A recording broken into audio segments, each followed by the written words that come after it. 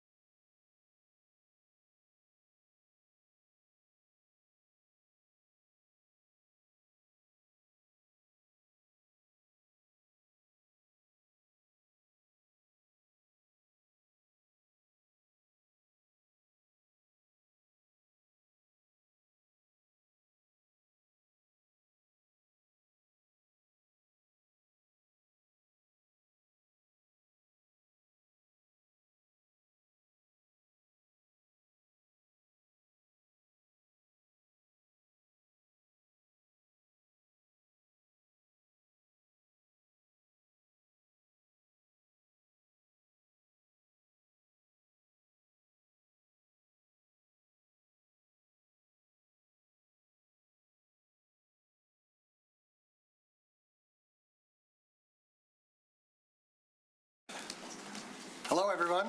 Welcome to the regular City Commission meeting of Monday, April 27th, 2026. It is 7 p.m. We are at 151 Martin Street, our beautiful historic City Hall. Please join me in standing for the Pledge of Allegiance. I pledge allegiance to the flag of the United States of America and to the republic for which it stands, one nation, under God, indivisible, with liberty and justice for all.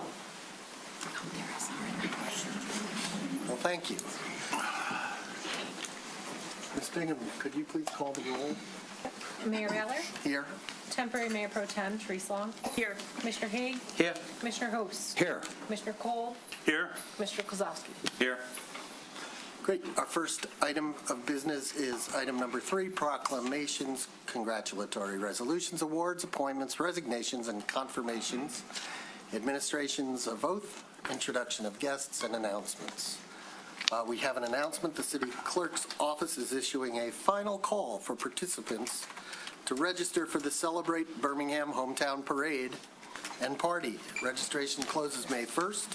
The event will be held on May 17th from 1 to 4 p.m., rain or shine, always a fun time. For more information, contact the City Clerk's Office at 248-530-1880. Next up, we have appointments, and the first appointment we have is to the City Commission. Point of order. Excuse me? May I? Well, why don't we get through, at least begin the process, and we'll... No, it's all about the process. I'd like to talk about the process. We have a memo about the process, which I will get to momentarily, and let's deal with that. So we have we have in our packets a memo from the city attorney about the process that we're following, and I want to make sure that everybody on the commission understands that, make sure no one has any questions. The city attorney would be delighted to go through that if anyone wants. Everybody good with that? Okay. So part of that process is that we will take nominations from the original. There were originally 8 applicants, but that was one applicant withdrew at the last minute. So now, even though we narrowed the field to 3 and then nominated 2 the last time, we are going to take nominations from all 7 of the candidates. So you guys are free to nominate anyone from among The 7. the 7. So do we have any? I'm prepared to make a nomination. Okay. Point of order, can I talk about this process, sir? Mr. Mayor? I'm going to defer to the city attorney on that. No, Mayor, you already asked if anyone had any questions regarding the memo that was issued or the process, and there were no questions, I believe. So at this point, you're just looking for motions for nominations. I have something to say that is pertinent. I think there's a point where we'll all be able to comment on the nominations and on, Okay. I mean, okay, great. Commissioner Kozlowski, All right. go ahead. So this is round 2, so I won't say too much. But I will state once again how much I appreciate and respect everybody who applied, took the time to apply, and was willing to donate their time to serving on the city commission. And once again, I beseech everyone who did apply to either continue participating on whatever boards they are currently serving on, or become active in a city board if you are not as of right now. Among all these exceptional candidates, however, I still remain convinced that Deborah Horner really presents a special opportunity for the city of Birmingham. She probably knows more about municipal governance than maybe anybody else in Oakland County. She also has a deep professional network of other experts in municipal and state affairs, and I think that all of this would make her a tremendous asset to the commission and to Birmingham. So with that, I move to appoint Deborah Horner to the City Commission to serve the remainder of a 4-year term to expire in November of 2027. Thank you. Other nominations? Commissioner Cole. So, good evening, commissioners and fellow residents. I would like to start with 2 very specific points. I'd first like to thank the 2 candidates from 2 weeks ago for taking the time to meet with me over the past 2 weeks so we could have conversations and I could learn more specifically how you think about and approach problems. Secondly, I would also like to make it clear that Birmingham will be well served regardless of who ultimately ends up in this appointment. Birmingham is truly a special place, a charming, walkable city with tree-lined streets, outstanding schools, and a community spirit that is the envy of communities across the state. But keeping Birmingham special in a changing world requires thoughtful, experienced leadership. That is what Mary J. brings, a perspective on problems and approaching to solving problems that are additive to this commission, not duplicative. Mary spent over 40 years as a senior executive at Chrysler, Daimler Chrysler, FCA, and Stellantis, one of the most complex, globally competitive industries in the world. What makes her background genuinely distinctive is not just that she ran large organizations, but the specific nature of what she did. She led product and commercial development, negotiated and reviewed legal agreements, technical, operational, distribution, and franchise, and held direct decision-making authority over major business proposals. This is a very particular skill set, someone who sat across the table in high-stakes negotiations, who understands how contracts shape outcomes and who has to be held accountable for those decisions at scale. That kind of experience, commercial judgment, legal fluency, and operational execution all in one is not something every board or commission has. It is the kind of lens that can change how a body evaluates a contract with a developer, weighs an infrastructure proposal, or scrutinizes the fine print of an agreement before the city signs it. It is additive in the truest sense. And then there is her perspective she brings as a resident. Mary bought her first home in Little San Francisco over 33 years ago. She has watched neighborhoods change from the inside, not from the boardroom, but from her front porch. She currently serves on the Historic District Commission and on the Board of Sale, focused on independent living for adults.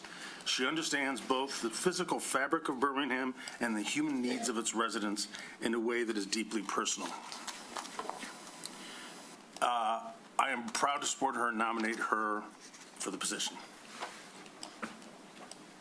Okay, for a term, something, Ending- something. Yes, Okay. what he said. Okay. Any other nominations? Okay. We typically do not take public comment on nominations for positions, but this is an important nomination, and I think it's important to hear from the public. Normally, we allow 3 minutes. I'm inclined to go 1 minute, but I'm going to compromise at 2 minutes. Okay. So actually, if you intend on commenting on this, raise your hand. That'll give me a better idea.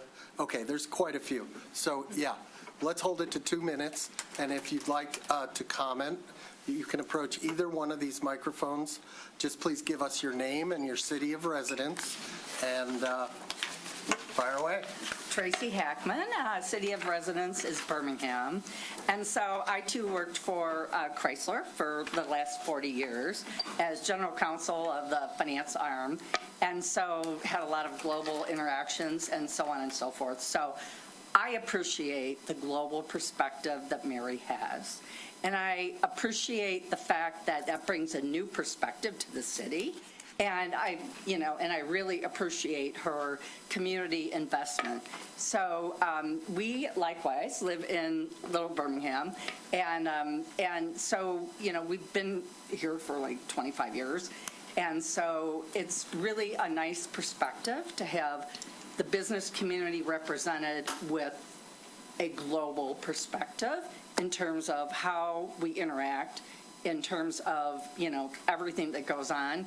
Not only here, but as we interact with the rest of the world and Michigan. So it's a wonderful perspective, and I'm thrilled to support Mary. Thank you.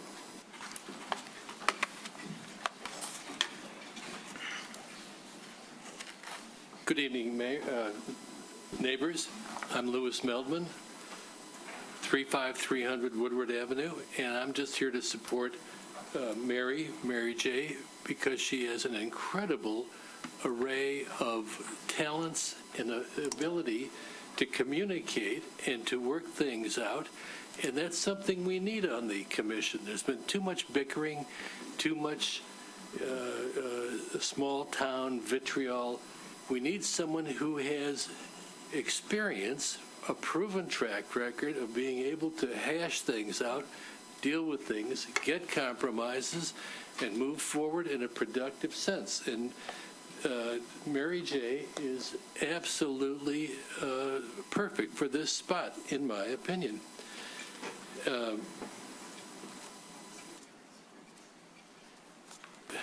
She's dealt with things on an international basis, and I think she has a viewpoint somewhat above a normal city perspective, and this will give us an additional perspective in order to overcome the squabbling, the vitriol that we've seen too much of in recent months and years. Thank you. Thank you. Good evening. My name's Kathy Remski. I live at 870 Lakeview, and I want to thank you all for opening this up tonight to public comment. I understand we have a bit of a division on the commission, and I'm here hoping that we can sway you towards Mary, along with the other people here supporting her. Mary's professional accomplishments are without a doubt untouchable. She has obviously a very accomplished background and was completely successful and in anything she endeavored to do under the Chrysler Stellantis FCA umbrella. I've known Mary for about 40 years, and I find her to be authentic, balanced, and committed to the success of whatever she endeavors to do. I am part of a group of parents who started an organization called SAIL, Solutions for Adult Interdependent Living, helping families who have a disabled child live independently. I asked Mary as a friend if she'd be willing to join the board, and Mary's response to me was not an emotional or a knee-jerk reaction of yes, because she gave it thoughtful consideration. Asked herself what she could bring, asked me what she could do for the organization, and thankfully Mary did say yes. And her willingness to learn about individuals that had developmental disabilities, to roll up her sleeve, to help wherever she could, was just so refreshing, and the betterment of the organization, we saw that throughout Mary's involvement. I fully support Mary as a Birmingham resident. I hope, again, that those who are on the other side listen to the residents here tonight and consider Mary for this, because she's going to be awesome and she'd be a valuable asset to the commission. Thank you so much. Thank you.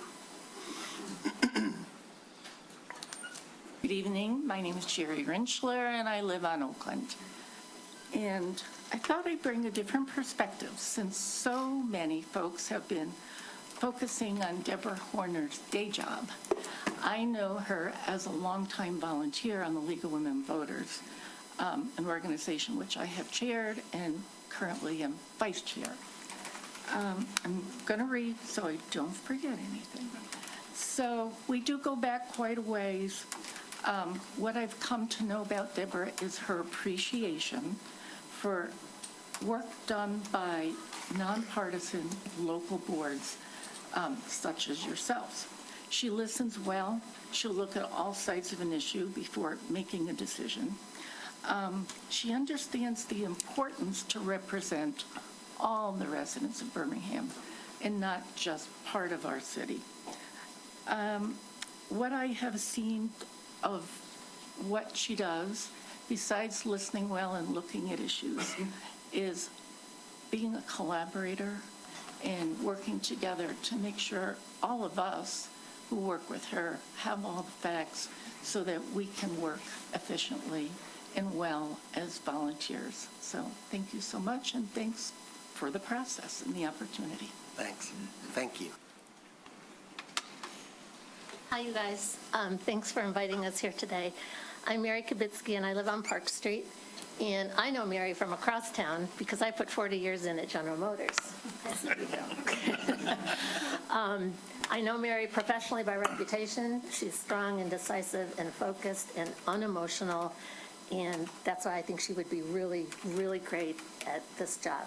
I think she can rise above a lot of stuff that I've frankly witnessed here lately, and it would do my heart good to see somebody like that in this position. I also live in Mary's neighborhood, so I can speak to how she loves the city and she loves our neighborhood. And man, I would really hope that you guys would give her a really great shot, because you wouldn't be disappointed. Thanks. Thank you. Hello, my name's Jim Arpin. I happen to be on the Advisory Parking Committee, and this has absolutely nothing to do with that. So I want to make it really clear, because I've been reprimanded before for coming up and specifically asking Mayor Baller questions regarding that, so I'm speaking as a citizen on Southfield Road. I've worked with Mary over the last 3 weeks, several hours, and really appreciate her commitment and willingness to volunteer. I agree with Tracy and Bill's comments as well. Thank you. Thank you. Hello and good evening. Noel Hernandez, Park Street, almost 30 years. I've known Mary for over 25 years. She is quite the professional. She really cares about the neighborhood. We've seen the neighborhood change quite a bit throughout those last 25 years, and not all the best. I know Mary has a real interest and a real genuine love for the neighborhood, and not just the neighborhood, the city. And she's very professional. She's extremely qualified, and I know she brings the best intentions and wants only the best for the entire city, not just the little San Francisco neighborhood. Thank you. Thank you. Good evening. My name is Susan Hernandez, and I live on Park Street. We support Mary J. for the city commissioner position. As a 50-plus year resident of Birmingham, having had known Mary for 26 years, we believe her career and background, coupled with her passion for our city, neighborhoods, and residents, will lend to the benefit of all of us, and also to the benefit of our city. And I have to say, Kubinski's comment about Mary does not make emotional decisions. She weighs things out very carefully, and we just think she'll be great. Thank you. Good evening, and thank you for your time and due diligence on this important matter. I'm Bill Hall. I've been a city resident for many, many years, but the last 7 in Little San Francisco, another fellow neighbor of Mary's. But I got to say, what's remarkable is how many people have known Mary for 40 years. I thought I would be the only one. I'm going, hey, I got the 40-year award. I met Mary, I was our early days at Chrysler, and enjoyed a long series of paths crossing and working together on things. It was a tough place to work, as many of you know, if not firsthand otherwise. Through bankruptcies and ownership changes, a lot of watching your backside. You never know who to trust and who not to. Some tough days, the cost cutting, the budget cuts. The two things, I agree with all of the positive comments on Mary's behalf, Commissioner Kolb and the others. It's all true. I've seen it in person, as some of the others have too. But the two things I think about as I think about my experience with Mary, she was one person I could always rely on and I could trust. It's not always the case in a big business. You don't know who's got your back or who doesn't. And I knew when I talked with Mary, if it was in confidence, her word was her bond. And it meant a lot to me, comforting. I could sleep at night knowing that Mary was on my side and that I was on hers. The other thing, sometimes you just need to cheer up. When I would see Mary in the hallways or at a meeting, her pleasant demeanor and countenance always lit up the room. She just, in the toughest of times, she had a way to say, we can get through this. Let's not talk about what we can't do. Let's talk about what we can do. And that's what Mary will bring to the City Commission. I really believe she'll be great for the city. Her heart's in the right place. Walkability, affordability, history, but an eye towards the future, and charm and beauty. Mary is all in, and I recommend that you consider her for the position. Thank you. Good evening, George Dugard. I wasn't going to speak tonight, but decided I will. So a little background, 5 years on the planning board, 8 years on the city commission, mayor, appointed many people to the boards of this community. Deborah Horner is just an outstanding candidate. You couldn't ask for a better candidate, and given the current makeup of this commission, she brings a lot of assets as far as local government budgeting. This isn't a corporate position. I don't know why. We had several people when I served on the commission, corporate. I'm a corporate guy, but that wasn't the main asset. I had experience on the planning board, and Deborah brings a lot of experience in zoning issues, lots of contacts throughout the state, and I think she'll just be a tremendous asset for the city, and I recommend Deborah Horner. Thank you. Thank you.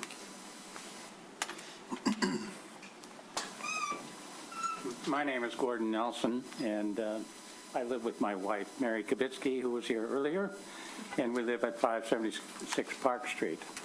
I come with a slightly different perspective on this. I was a senior executive in 2 of the major banks of the country before moving here, and then I came here as a consultant to both him and later my last 10 years were with Ford in managing analytics, long-term strategic analytics. And the process of developing product for the major automobile companies is a 6 to 7 year process. During that process, it isn't you make a decision here and you say, okay, we're going to go along and do these things, and it's all and it is in lockstep. One step follows the next, and yes, it does. But at each step, there's a big decision to be made. The whole concept of automotive production and development is a very complicated situation involving a strong empathy with those who are both from a staff perspective, who are providing you information, and from the perspective of the company and making money. Mary can do those things. I strongly support her as if there's an alternative to be done, you might think about hiring the person who can write policy as a staff person as opposed to a member of the commission. Thank you, and I support Mary. Thank you. Thank you. Hello, my name is Jim Remsky, and I live with my wife, Kathy, in Birmingham. Lived there since 1990, 36 years. However, I've had the good fortune of knowing Mary since 1974, which is 52 years for those of you keeping score at home. And I fully support the accolades that Commissioner Cobb put forth and others that spoke about Mary. Her due diligence to look at big problems from all sides, the complexity, her ability to understand those things and thoughtfully work through those while keeping a collaborative spirit about her. Now, obviously, the problems that the Commission deals with are large in scale, strategic planning, but they have short-term needs you have to do as well. Street noise, big issue in Birmingham. We love having a walkable city. We're a magnet city, but sometimes in the summer, downtown Birmingham looks like Daytona Beach on spring break.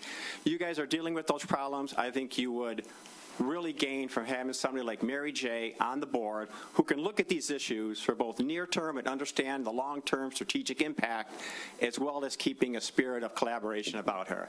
And I fully support Mary J. for this position. Thanks for your time. Thank you. Hello, my name is Ralph. I live on the east side, where I affectionately call the poor side of Birmingham. I think Commissioner Haig asked the most important question: what can the candidates do in the next 18 months? And that made me think about some of the problems other cities and municipalities are dealing with right now. And those things are like data centers, AI, and I know some of these things don't involve the city, but these are problems that's coming up. ICE, right? And then also flock cameras and surveillance. And I'm looking at this room, I'm definitely in the minority, and this board, and I don't think this is a business problem. I can't see people talking about the intricacies of data encryption or how Flock will lie to Oakland County or to Clawson about how everything is secure and what they don't do with their surveillance data. So, like I said, I'm in the minority, but I do think there's a dearth of technical skill set, and I think only one person is capable of talking about that. Commissioner Kolb, I disagree with your comment on adding more business sense. I think your experience with MRM, and Commissioner Haig, what I believe and understand your skills are, you have plenty of business representation. And again, this is not a business problem coming up in the next few years. Did you hear about the Oakland County Commission meeting? It's going to be crazy on Thursday. There's some bad decisions being made. Yeah, I'm rambling. I think, one last point in my last 30 seconds. What would be great is if someone could come in on this board on the first day and have connections with other towns in this state that is working with these problems like Flock and AI and data centers. And it'd be great that they can communicate with these towns, and we know for free and quickly what fails, what policies work. Yeah, I think that'd be a great asset, but I know I'm in the minority. Thank you for serving and listening. Thank you. Anyone else? Anyone online? I see Christy Barrett. Kay Barrett has her hand up. She's Ms. muted. Barrett, I can take care of that. Hello? You're on. Hello? Yep. Oh, okay. Hi, Christy Barrett, Harmon Street. I do not know either candidate, Mary J. or Deborah Horner, but I have I've watched all the interviews and did my own investigation with reading all of, not all, but most of Deb Horner's publications and research, and talked to a lot of people who do know Mary J. from a professional standpoint. And I thought I was convinced of my preferred candidate, but as of watching the Saturday budget hearing presentation, I'm even more convinced that Mary J. is the right person for this job. And also, there is a lot of work to do. I don't care what kind of policy you have. If you can't fund it and the people don't trust you, it's not going to matter. And a lot of the stuff that Jeff Horner brings to the table is on the Michigan Municipal League. And do we really want to, hire or appoint an legislative person who has contacts, or somebody who's going to, is battle tested and has the finance background to look at the entire economic ecosystem of a municipality? Yes, it's a service industry, but so is a healthcare system. And I do also want to compliment Commissioner Kozlowski on all of his very tough questions that he asked at the budget hearing that I look forward to getting answers to. I've lamented this with several of you on this commission now. The way the budget's presented and the way, let me back up. Ms. Barrett, your 2 minutes is up, and you seem to be straying toward the budget. Okay. Do you have anything else to say about? That sometimes you have to make decisions without all the information.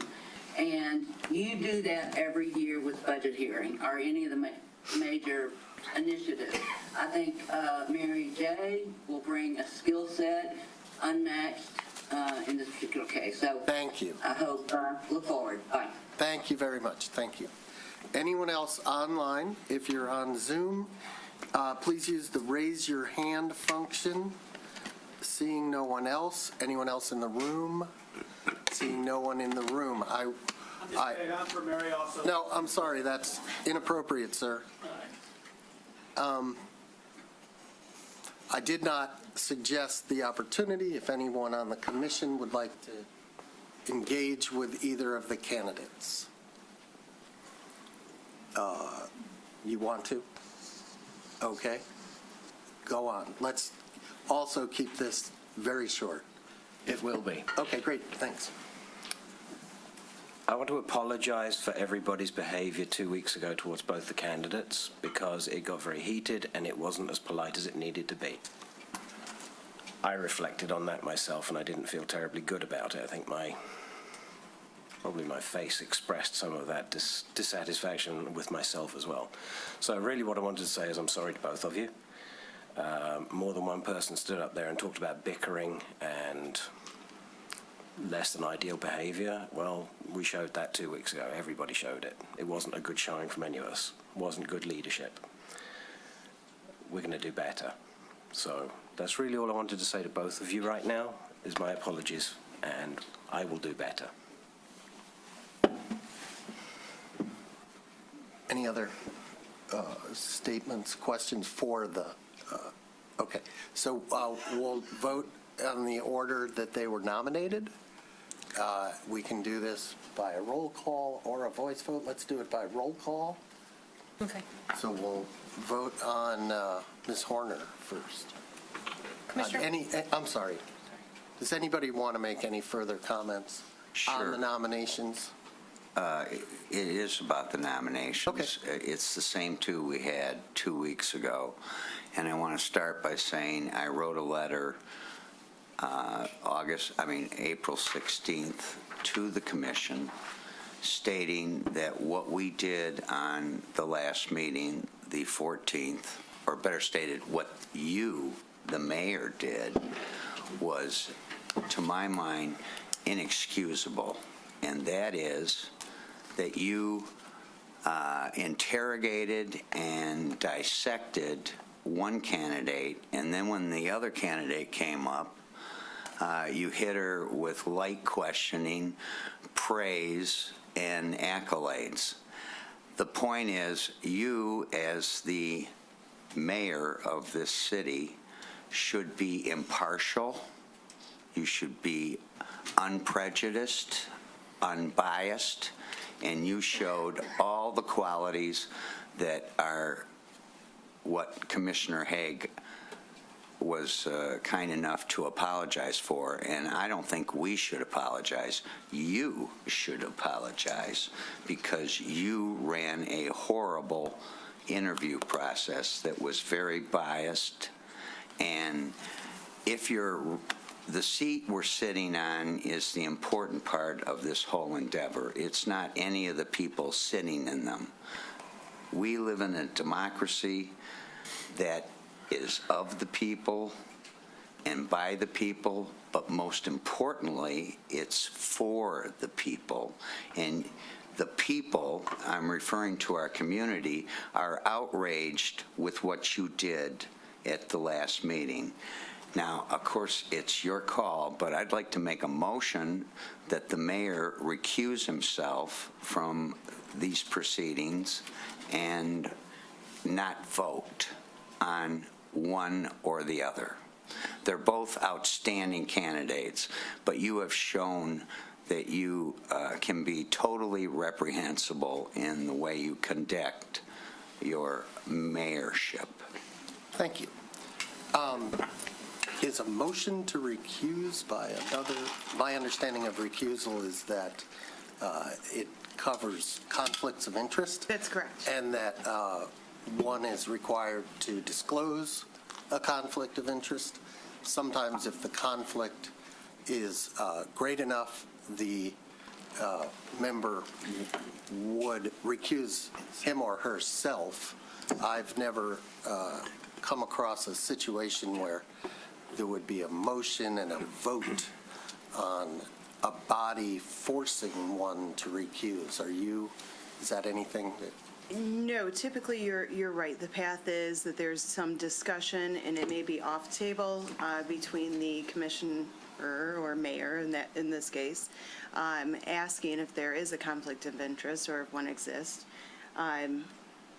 Candidly, we did receive the email or the letter on April 16th, and You gonna let me say something? No, she's got the floor. Thank you. it does not appear that there is a conflict of interest. I think that there was discussion between you and Ms. Kacharik regarding if there was a conflict of interest, and I don't believe that there is. Okay, just to correct the record, there was no conversation because there is no conflict. Correct. So I am not financially related to either one of these candidates. I didn't know these people even existed until they came before us with their applications. Yeah, but so your I'm sorry, behavior we're not- was inexcusable. Okay, How's that you're sound? out of order, and we're going to move on to the votes. Unless there's another comment. Does anyone else want to comment? Okay. Roll call on Deborah Horner, please. Commissioner Kolb, No. Commissioner Host, No. Commissioner Kozowski, Yes. Commissioner Therese Long, Yes. Commissioner Haig, No. Mayor Ballard. Yes. So, you folks aren't familiar, you may not be familiar with the opinion. I might as well tell you now, if we're deadlocked after one vote, we're just going to move on. Well, we have to vote. We will, of course, but after that vote, you may want to, whatever your reaction, we do want to keep the reactions to a minimum, but that's what's going to happen. It will, at the next meeting, the administration, including our city attorney, will be making some making some recommendations about how we will handle this at future meetings. Okay? Roll call on Ms. J. Commissioner Host, Yes. Commissioner Ballard, or No. Mayor Ballard, No. Commissioner Kolb, Yes. Commissioner Long, No. Commissioner Haig, Yes. Commissioner Kozowski. No. Okay, so everyone who came tonight for this, thank you very much. We appreciate it. We appreciate your comments. Stay tuned. The rest of the items regarding appointment or oaths of office or anything regarding Mayor Pro Tem will be on hold until we appoint a new commissioner. So thank you very much, and we will move on to the appointment to the Planning Board. The candidate is David Larson. Mr. Larson, are you here? Come on down.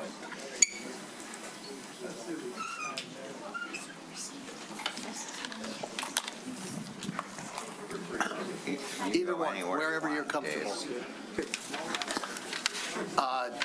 Tell us why you're interested in the Planning Board. Well, I was asked to consider being on the planning board, and, I've been a resident here. We bought our house on Greenwood Street in 1977, and we can't think of a better place to live. And as an architect, I'm interested in the fabric of the city, and when I was asked, I thought about it, and I feel honored to be considered then by the commission. So I want to give it a whirl. I'm new to public service. My architectural practice has been exclusively in publicly funded work. We do commercial, not commercial, but institutional work, a lot of college and university and K-12 work, as a lot of you may know already. And, I just thought it would be time to give back a little bit. So that's why I'm here. Well, thank you. Can I get a nomination? Yes. I would be delighted to nominate David Larson as a regular member to the Planning Board to serve the remainder of a 3-year term to expire March 28, 2029. The charter for the Planning Board says that one member should be an architect in as much as one is available. The other members of the Planning Board are extremely passionate about the fact that an architect is a valuable position on that board to make comments, interpretations, and criticism about proposed new buildings in the city, and it was difficult to find anyone to come forward who did not have a conflict, who does, by doing business in the city, who is a resident of the city. So, Mr. Larson, I appreciate your willingness to apply for this position, and note that Mr. Curry had applied but withdrew, the alternate, 2 weeks ago because he heard that you were interested and favored your appointment. I don't know him. I didn't do anything. Okay, Dave. So we have a nomination. All those in favor? Aye. Opposed? None. Unanimous? Okay. You are joining an excellent board. You will enjoy your experience. I appreciate your support, and I'll do the best I can. Thank you. Stick around. We're going to swear you in momentarily. Next up, we have an appointment to the Design Review Board. Rob Hoffman. Are you here, Mr. Hoffman? Mr. Hoffman, are you online? I don't see a hand. I don't see him. Is he a new? Yes. Yeah. He is a new appointment. Generally, if someone is up for renewal, and they're not here, we go ahead and appoint them. But if someone is not here, we're going to, is it the pleasure of the commission to pass at this time on that? Did you hear from him? I was just going to check. Okay.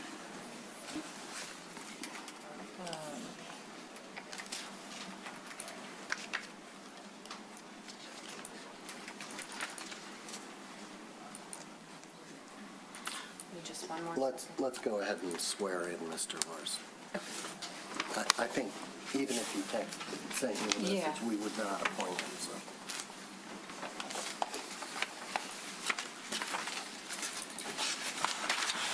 Can Mr. Larson come on over?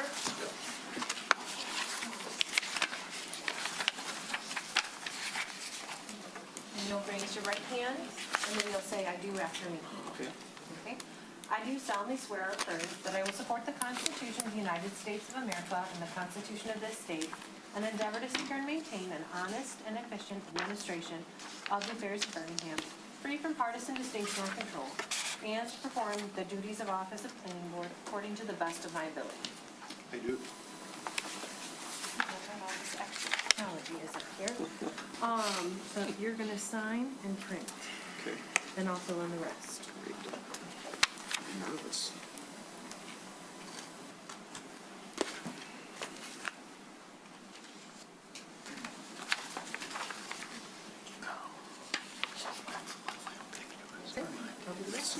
Simple as this. Thank you. Thank you, Thank you. Mr. Larson. Appreciate have it. questions. Say hi to Tina. Thanks. We're going to move to open to the public for matters not on the agenda. We welcome public comment, which may be limited to a certain number of minutes. We're going to make it 3 today.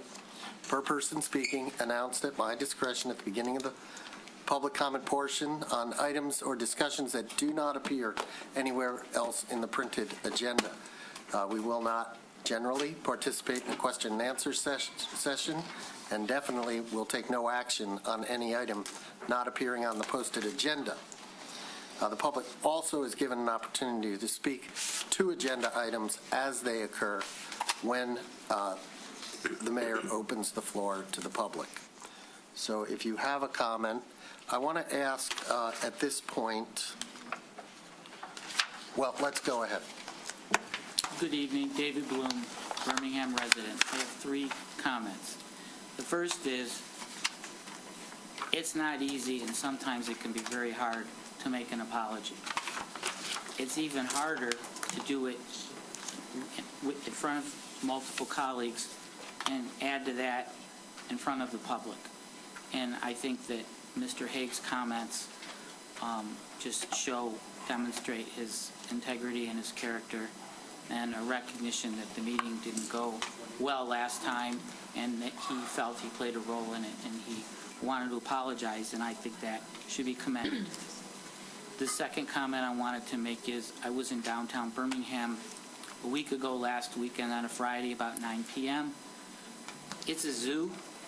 As much as I'm happy to be in Birmingham and like all the lively things going on, I would like to suggest that the commission consider having a special meeting on a Friday evening or Saturday evening to just walk around, go into the Daxton, go into different bars, walk down the street and hear the people just taking their vehicles and revving them as loud as they could go, and just see how you feel about the community and the direction, and if any adjustments might be needed.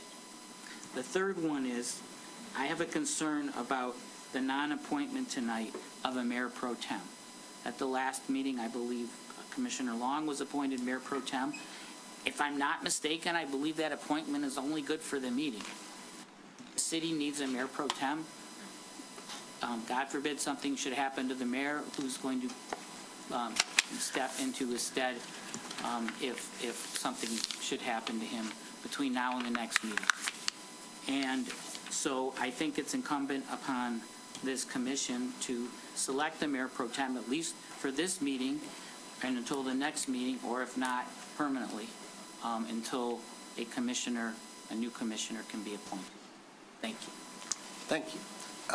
It is the opinion of the city attorney that the temporary mayor pro tem appointed last meeting shall serve as mayor pro tem until we're able to appoint a permanent one. I see a couple people from Poppleton, so I want to ask if you intend, there's 2 issues over there, right? You got Wimbledon and you got the park. Are you going to talk about one or both? And how many other people are here to talk about one or both of those issues? Which one? The road. The road. The road? The road? Okay.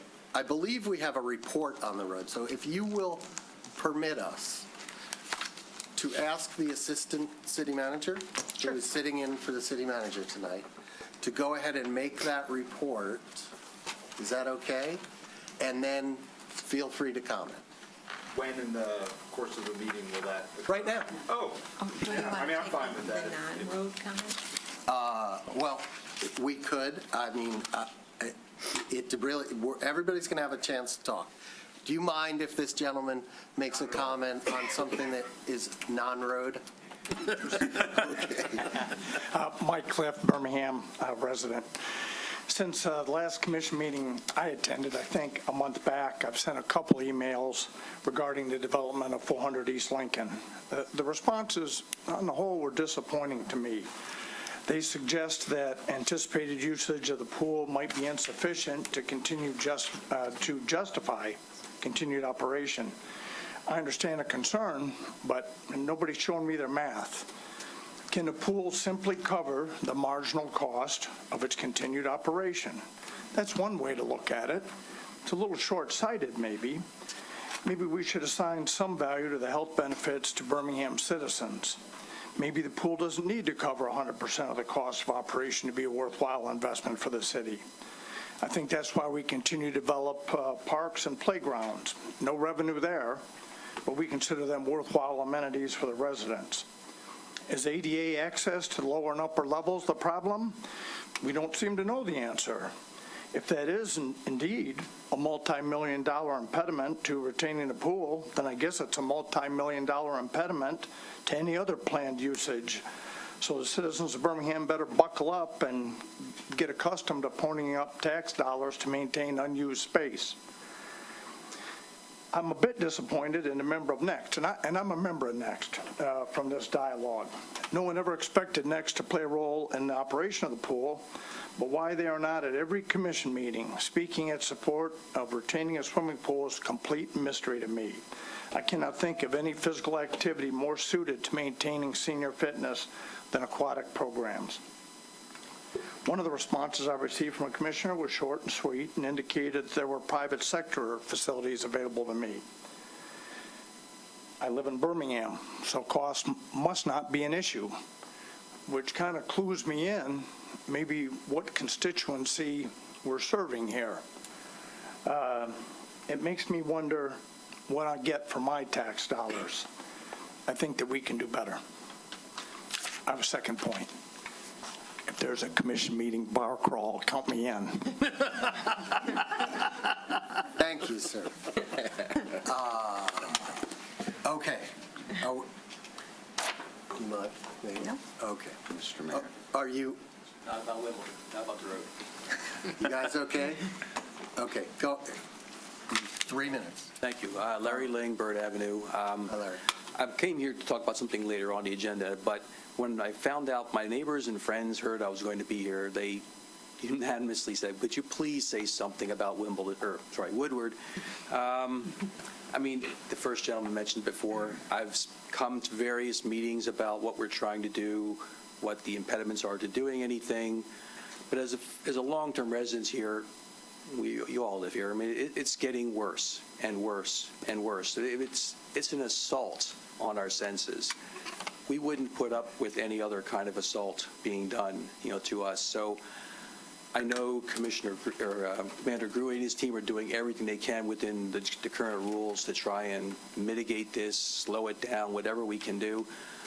I would only encourage all of us supporting you to lead the way to see what else we can do.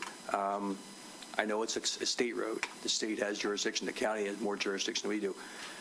If we can't do it the fair and following the procedure, maybe it's just time for a little bit more of a bold action. Team up with Ferndale, team up with Royal Oak, team up with Berkeley and every other community up and down here, and just do something, and let the state come back and tell us why we can't do that, why we shouldn't do that. All of us want this. These are not residents of Birmingham who are coming here and assaulting us with these louder and louder machines. They're just here for a good time at our expense. So that's my request, is continue pushing, keep trying. Thank you. Thank you. Okay. Assistant City Manager Clemens. Mark Akram? Yes. Mark, you step up. So, obviously, we're going to talk about Wimbledon tonight, and I think everyone, I'm sure the commissioners have all visited, I visited it. Mark is our deputy engineer. He's here tonight to address the issues. I don't think the city, obviously, the plan has not gone according to what we hoped it would do. It has not been a smooth project. It has not been one that we're proud of, but we're doing the best we can with what we have left. That, I'm sure, is not great news for you guys, but I want you to know that we empathize and sympathize with your situation. We know we have work left to do out there. It is our full intention to get that road completed by the end of spring to the satisfaction of the neighborhood, that you will have a Cape Seal Road returned to a working order. That being all we can do is apologize for the missteps that have occurred. And obviously, we have Wimbledon Part 2 coming up. We're going to learn from Part 1, and we're going to utilize what we learned from Part 1 to make sure it doesn't happen in Phase 2. So with that, you have our apologies, but I want you to know that we are working on it. We are working with the vendor, and I'm very confident that by the end of spring, you'll have your road back. Is there something you wanted to add? If there's any questions from our residents or anyone that has anything to say, they're more than welcome to. But yeah, the engineering department is doing their part to make sure that the contractor that we're working with for Phase 2 is always active with the residents and that there's no issues. Our senior tech for Phase 1 of Wimbledon has been out and about and just making sure that everything was tidy on the road and that all our residents in Wimbledon were, everyone had their say, and if there was anything that was wrong, that we were taking care of that. Just so everyone's aware, for Wimbledon Phase 2, we have a different contractor that's coming in. Their name is Anglin, and we've done some reference checks on the projects they have done, and we've talked to engineering consultants, and we've spoken to different cities and other municipalities, and they highly recommend them, and I think that everything's going to be much more satisfactory with Anglin with the next upcoming phase of Wimbledon. Okay. All right. Let's hear from the resident.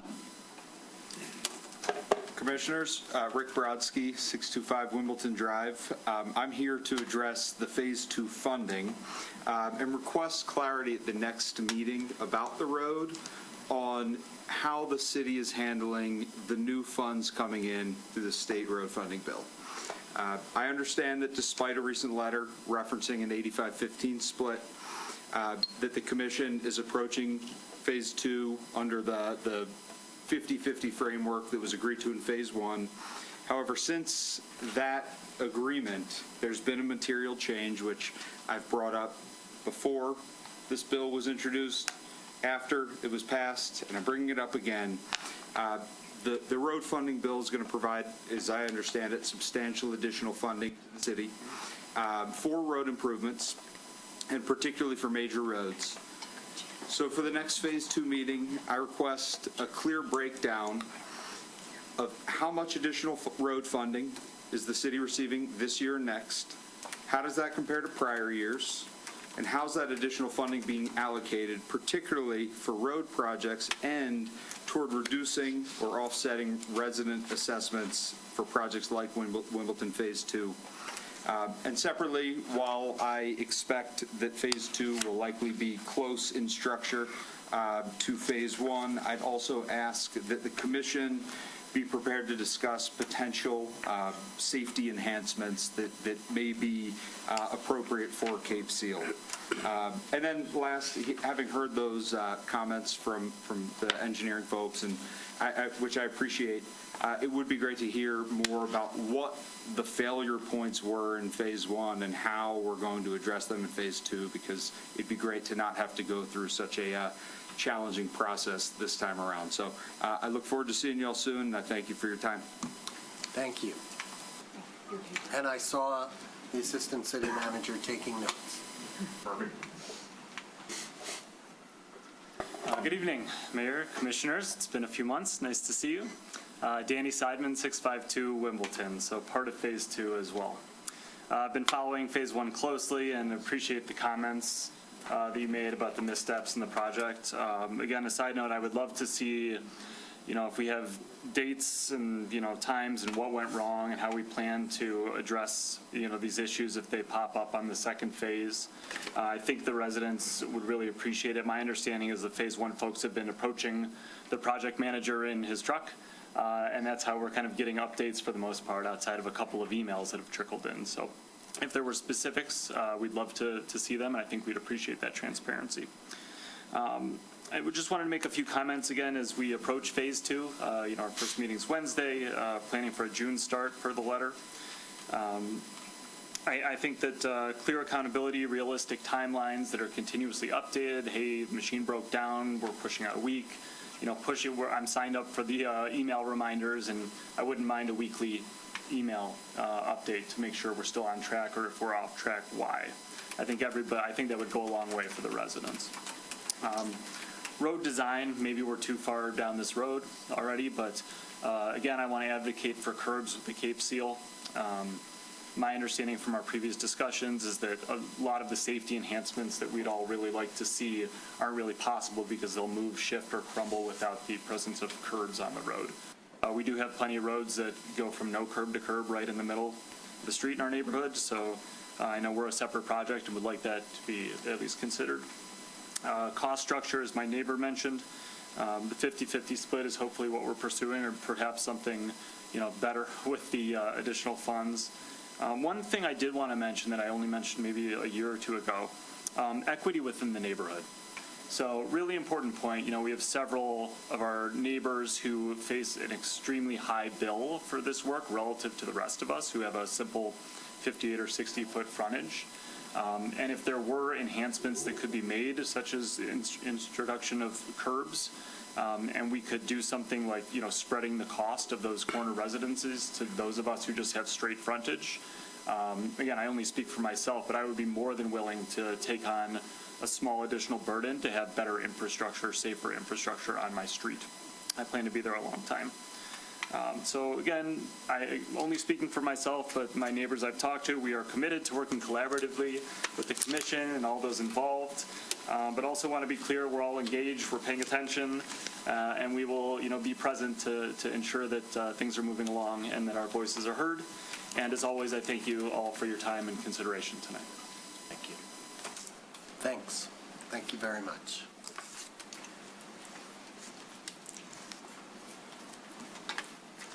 I'm Sally Swift, 541 Wimbledon, and we are not part of Phase 1. We are part of Phase 2, but we have half of our road ripped up. And we're not going to get paved until Phase 2. The dust and dirt and mud is unbelievable. So I'm wondering if the city could do something about applying a material that would keep that mess down. Secondly, it sounds like some of my questions have been answered here in terms of the construction company for Phase 2. My husband's car was also damaged due to safety issues from the construction company that would put up the high sign without sandbags. And it fell during a heavy windstorm and damaged his car. The other comment is, I heard that Phase 2 is not out for bid yet, but yet it sounds like we've selected someone. I don't know if anybody can answer that right now. I don't want to waste my time. I believe that is the case. The bids have gone out. But not selected.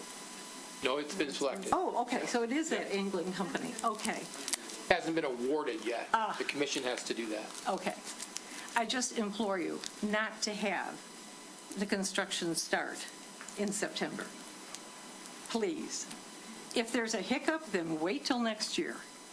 Thank you on that aspect. I concur with my neighbors regarding the money issue and everything that they had to say, so I won't repeat on that. And really, I think that's about it. Thank you very much, and what you can do to help me. Oh, there is one more thing. I saw the preliminary road design for Phase 2, impacting just my frontage. And I've been working with the city engineer, but for many months, I have yet to hear any kind of response regarding the traffic sign that I found on one of the designs, which was plopped right in the middle of the frontage of our house. It's very upsetting. So I'm hopeful that there is a change and there won't be a sign destroying our view and eliminating parking in front of our house. So with that, thank you. Mark, did you understand? I did. Okay. Thank you. Thank you very Thank much. you. Any other comments? Anyone online? Nobody online. If you're online, raise your hand. Use the raise your hand function. Oh, one. Ms. Barrett.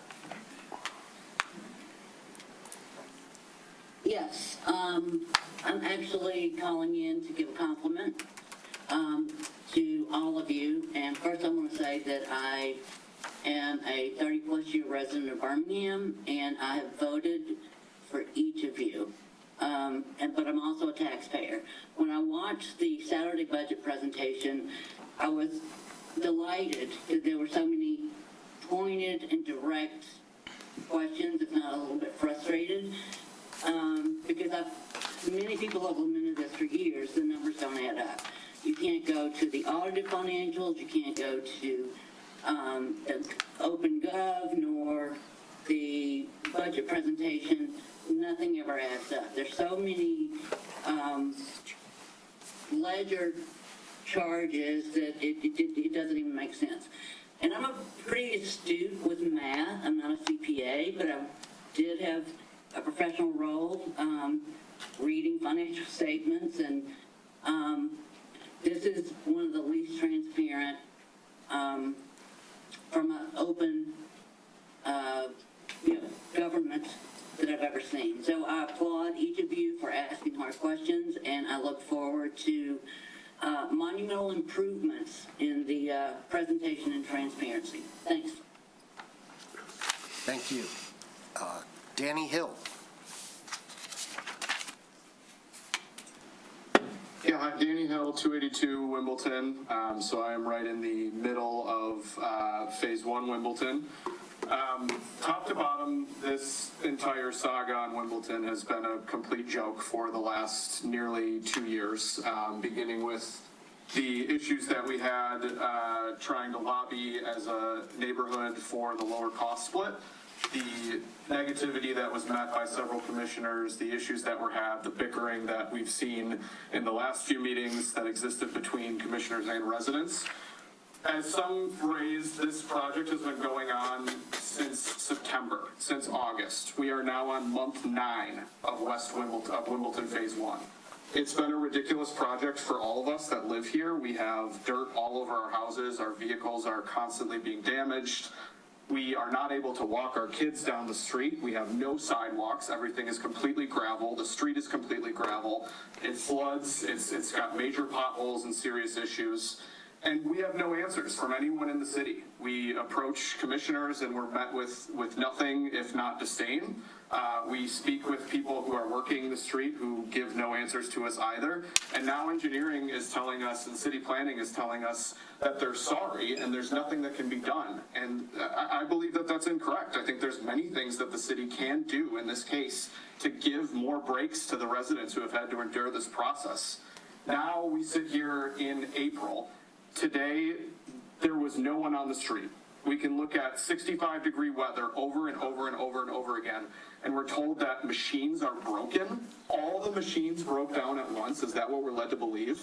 The city has made a complete mockery out of the residents here in this neighborhood, and now we're without our park because you've knocked down our park and haven't built anything up as things sit in bins for several months, laying there while our kids aren't able to walk or ride down the street. They're not able to go to a park. Commissioner Kolb said at the beginning of this meeting that Birmingham is the envy of other neighborhoods. You should hear what people in other cities are saying about Birmingham, saying about Wimbledon as they drive by it, saying about our parks. It's not a positive process, and we need to do better, and we want answers as residents as to how this is going to be fixed. Thank you. Thank you, Mr. Hill. Sir. Ken Fairless, 323 Wimbledon. Danny, you captured a lot of the comments I was going to make, but I guess in the last 2 weeks, we've seen very little action, very little work being done on the road. And I heard from, I think, Mark, you said that you're working on it. So what's happened in the last 2 weeks? Why aren't they out there working on the road? They've indicated to us that there was an equipment issue, and that's why that work stopped. For 2 weeks? Well, my understanding is, Mark, you can correct me if I'm wrong, I believe work started last Monday and Tuesday and then came to a stop. And then hopefully we were hoping that work would resume today. But obviously, based on what I'm hearing, it did not. They did not. And you said you hope to have the road completed by the end of spring. Can you give me a date on that? Well, end of spring would be probably mid-June. Mid-June. Okay, thank you. Yep. Hi, Cliff Rager, 541 Wimbledon. My wife has already given our comments, but one thing occurred to me that I think should be brought up. In consideration of the next phase of Wimbledon Part 2, as well as all of the adjacent and adjoining roads north, which are in subsequent phases, the logistics of the traffic that the contractors use, these double haulers full of dirt, every manner of truck you can possibly imagine, in addition to the normal traffic, because the road, although the signs are up, the road is basically open, as long as you're willing to test the gravel part of it. So where we are on Wimbledon, right at Oxford, I can only imagine that we're looking forward to 5 years of this turmoil to get the projects done. And the logistics of where these trucks go, how they traverse through the city, and how they traverse specifically around the construction area and adjacent properties, I think is one of the things that needs additional attention for the next phase. Thank you. Thank you. I see the Deputy City Engineer nodding his head in agreement. Okay. Public comment coming to a close. If anyone online wants to make a public comment, please use the raise your hand function. Anyone else in the room? Okay, we're going to approach, please.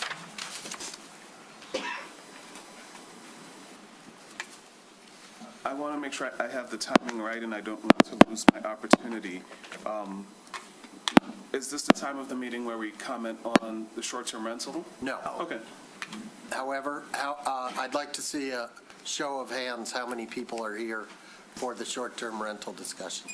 Okay, I'd like a motion from the commission to move that discussion forward. I'd like to make a motion to move item 8E, number 2, to the head of the new business, 8A, and everything else will be subsequent to 8E2. All right, I'm looking for a motion to move that up to right now, prior to the consent agenda. Can I get that motion? Yes. Thank you. Can we move the motion to discuss short-term rentals up above item number 5? 5 being consent. Second. 5 being consent agenda. Thank you. We have a motion and a second. All those in favor? Aye. Okay. So we're going to move on to that item, and I think we want to hear from the city attorney. That's correct.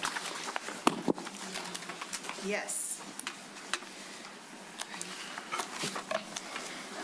Commissioners, at the last meeting, you asked us to look into short-term rentals to see what we could do now.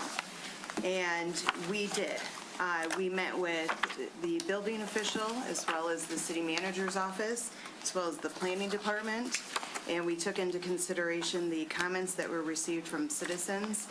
And we also reviewed the neighboring, the surrounding areas. We reviewed Ann Arbor. We reviewed, basically, to be honest, any city that was brought up in any meeting. I reviewed all of the prior meetings and the discussions and the public comments. And we have taken all of that into account to try to see what the best way to tackle the issue or to examine it further. Based on all of that, it is our recommendation, and before you today is a rental property resolution. What we're asking is for the commission to consider putting into place a moratorium.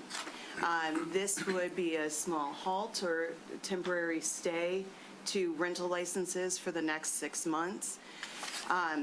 It would allow the renewal of rental licenses that are for greater than 30 days. However, it would not allow any new licenses that would be less than 30 days to, or applications for those. Again, it's a moratorium. It's not a ban at this time, but it's an opportunity then for the planning board to receive direction from the city to examine the many facets that are involved with rental properties. There are very many different durations that can be looked at. There are zoning requirements. There's density that can be examined. There's, if there's going to be allowed special exemptions. There are so many different facets that if we were to rush to a decision in the vacuum that we're in right now, we would miss the bigger picture and the opportunity to really do something for the city and move it forward. So again, the moratorium would be in place.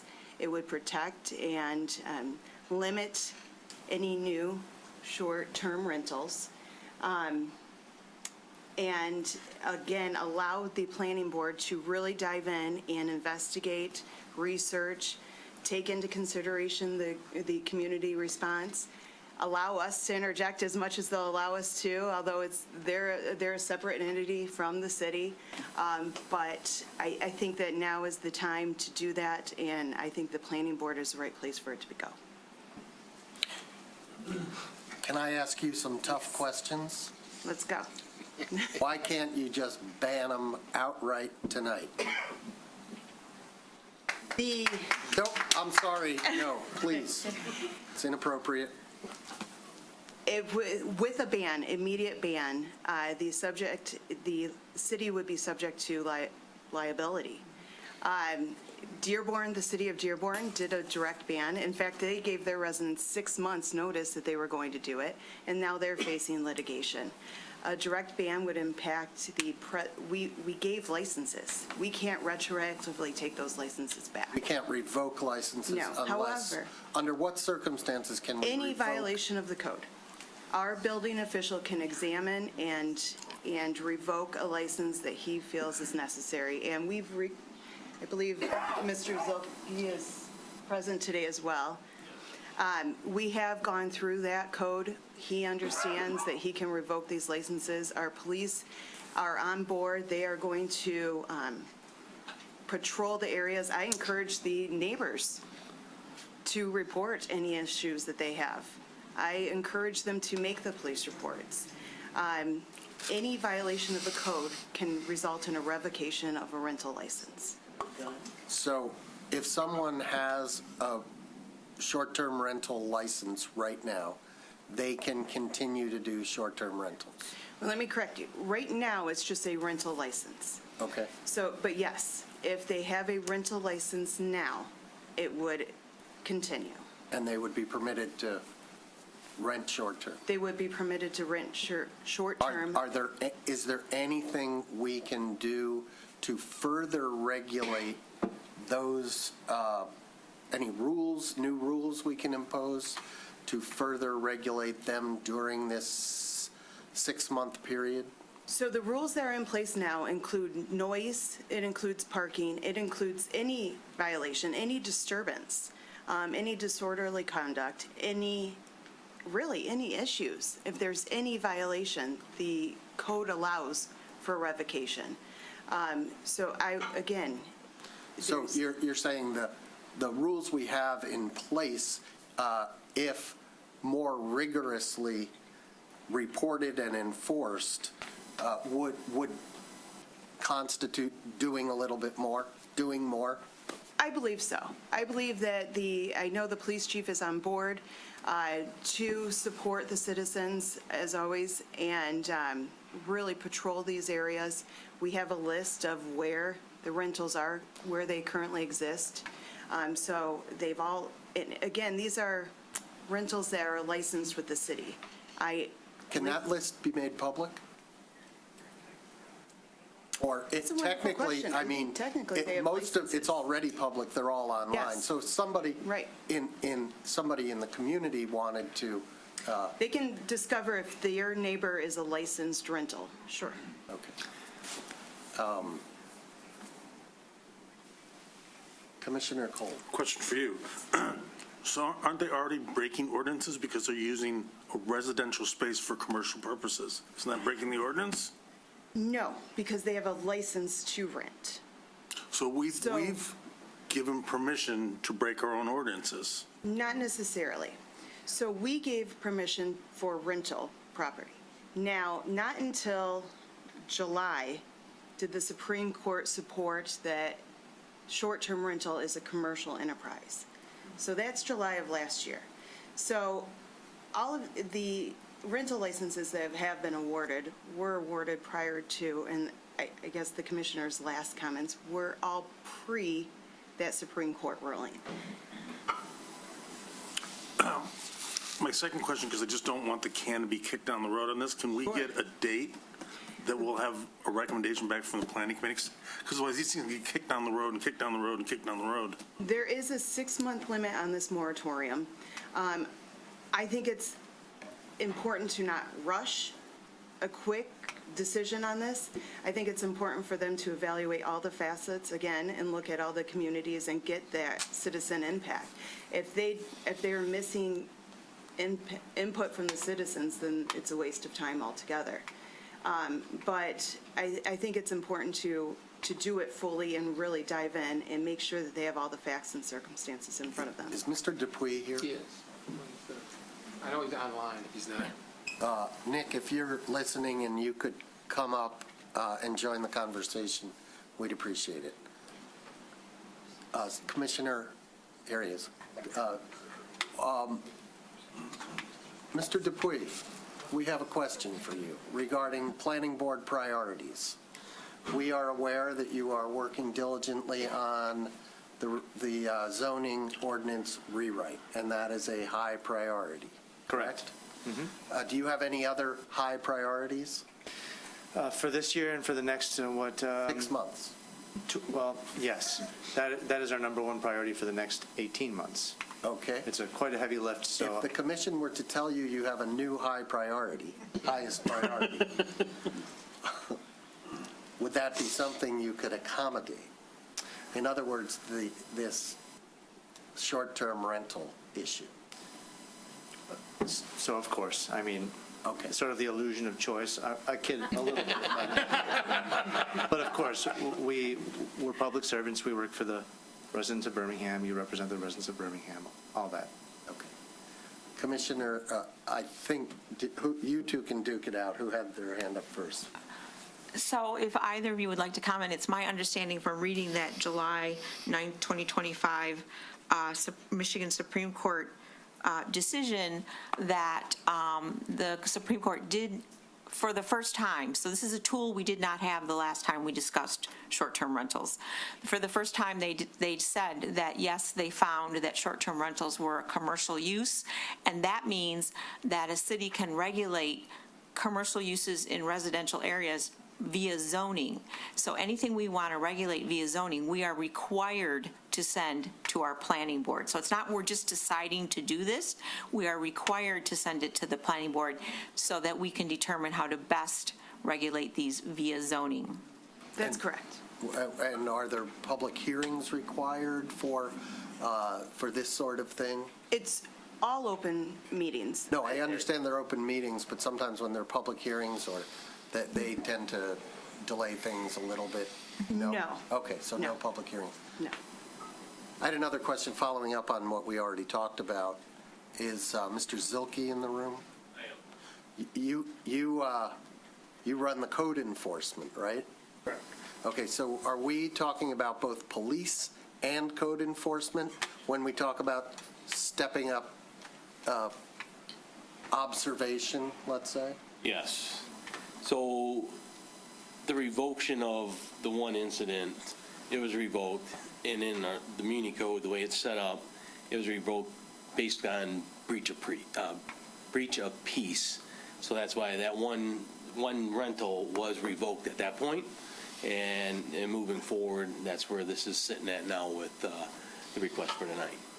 But do you agree with the attorney's assertion that any violation of the law, The code, anything the that's. law, the code, the rules that they get when they get the license, any infraction can result in a revocation? Absolutely. So I want to be clear, the code incorporates parts of the law, and that's Right. where, yes. Okay. Right.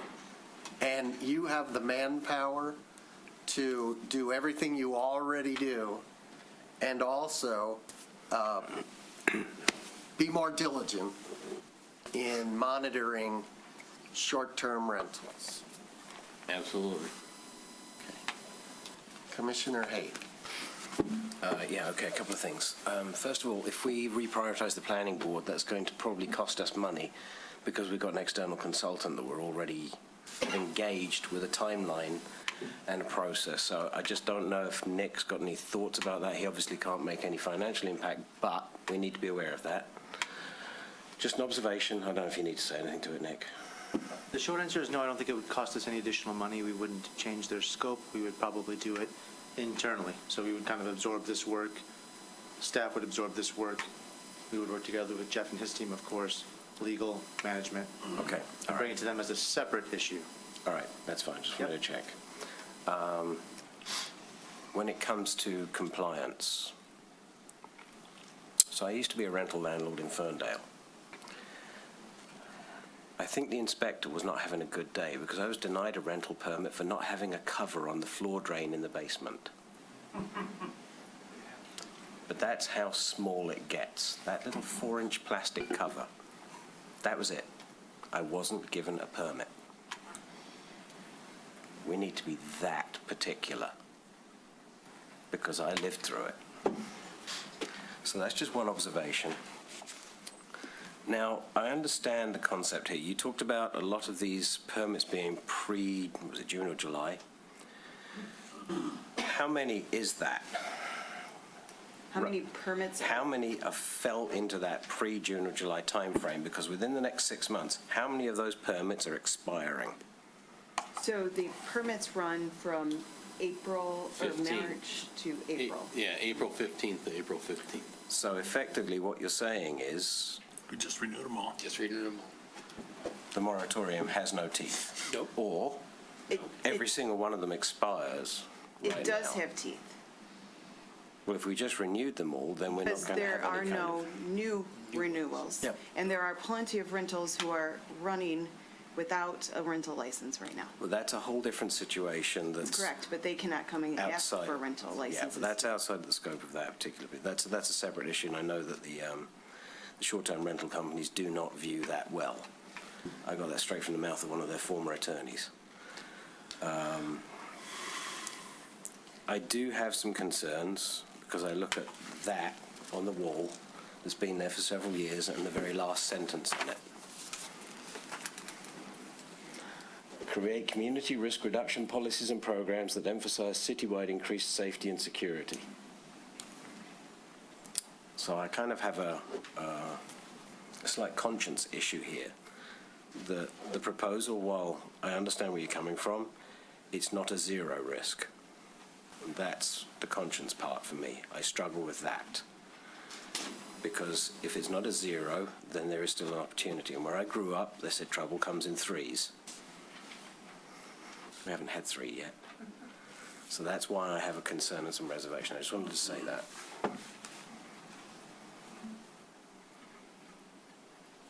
Commissioner Host. I'm not going to comment yet. I assume sometime we're going to comment, but I have a question for Mr. Zilke and maybe for Tracy as well. We have X number of rental licenses. Do we know of any of them that are really short-term? I mean, do we have a catalog or a category for overnight rentals versus long-term rentals? As the agreement are set up, they are a rental agreement, and it doesn't distinguish if it's short-term currently, not knowing exactly how many, It's just set up as a rental, and it's not really regulated at that point. Nemo, you issue the rental license, but you actually don't know what they're going to do. Correct. They're going to rent. They have the option of how they rent, or we don't know, we don't differentiate between a long-term and a short-term. But we will going forward We will going with the forward. moratorium. That's correct. And we are scanning these websites, correct? And we are identifying the ones that are short-term rentals and correlating that with our licensing. I think correct? code enforcement has already started that correlation. Okay, so if we don't have the list now, we will have it soon, correct? Correct. Thank you.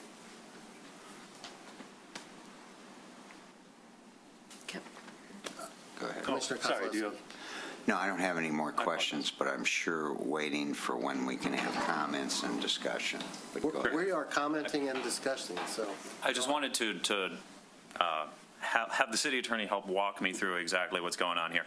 So it sounds like what we're saying is if we try to sort of just pass an ordinance that says no short-term rentals, this is approximately what Dearborn did, and it will end up being unenforceable. Is that our position right now? The problem, if we were to do something like that, one, we would miss the opportunity to really focus on all the different facets that could be included in that ordinance, right? So you're missing out on opportunities for further regulation or further inspection of that regulation. I mean, the best place to do it, and as Mayor Pro Tem Long stated, is the right place to do it is the planning board. That's where it needs to go, because we are actually looking at the zoning of this. Yeah, well, that's what I was asking about, is I kind of, what I had imagined in my head, at least, and this is why I want to clarify, is that what the Supreme Court case said is that, well, a short-term rental is a commercial use, and that is a specific kind of land use and can therefore be regulated, but only through zoning. And it is state law that if we're going to regulate something through zoning, it needs to go through our state-mandated planning board.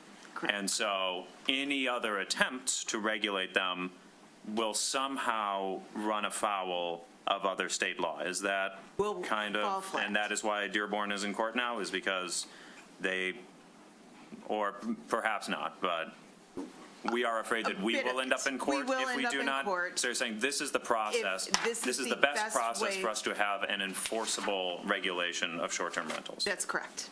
Okay.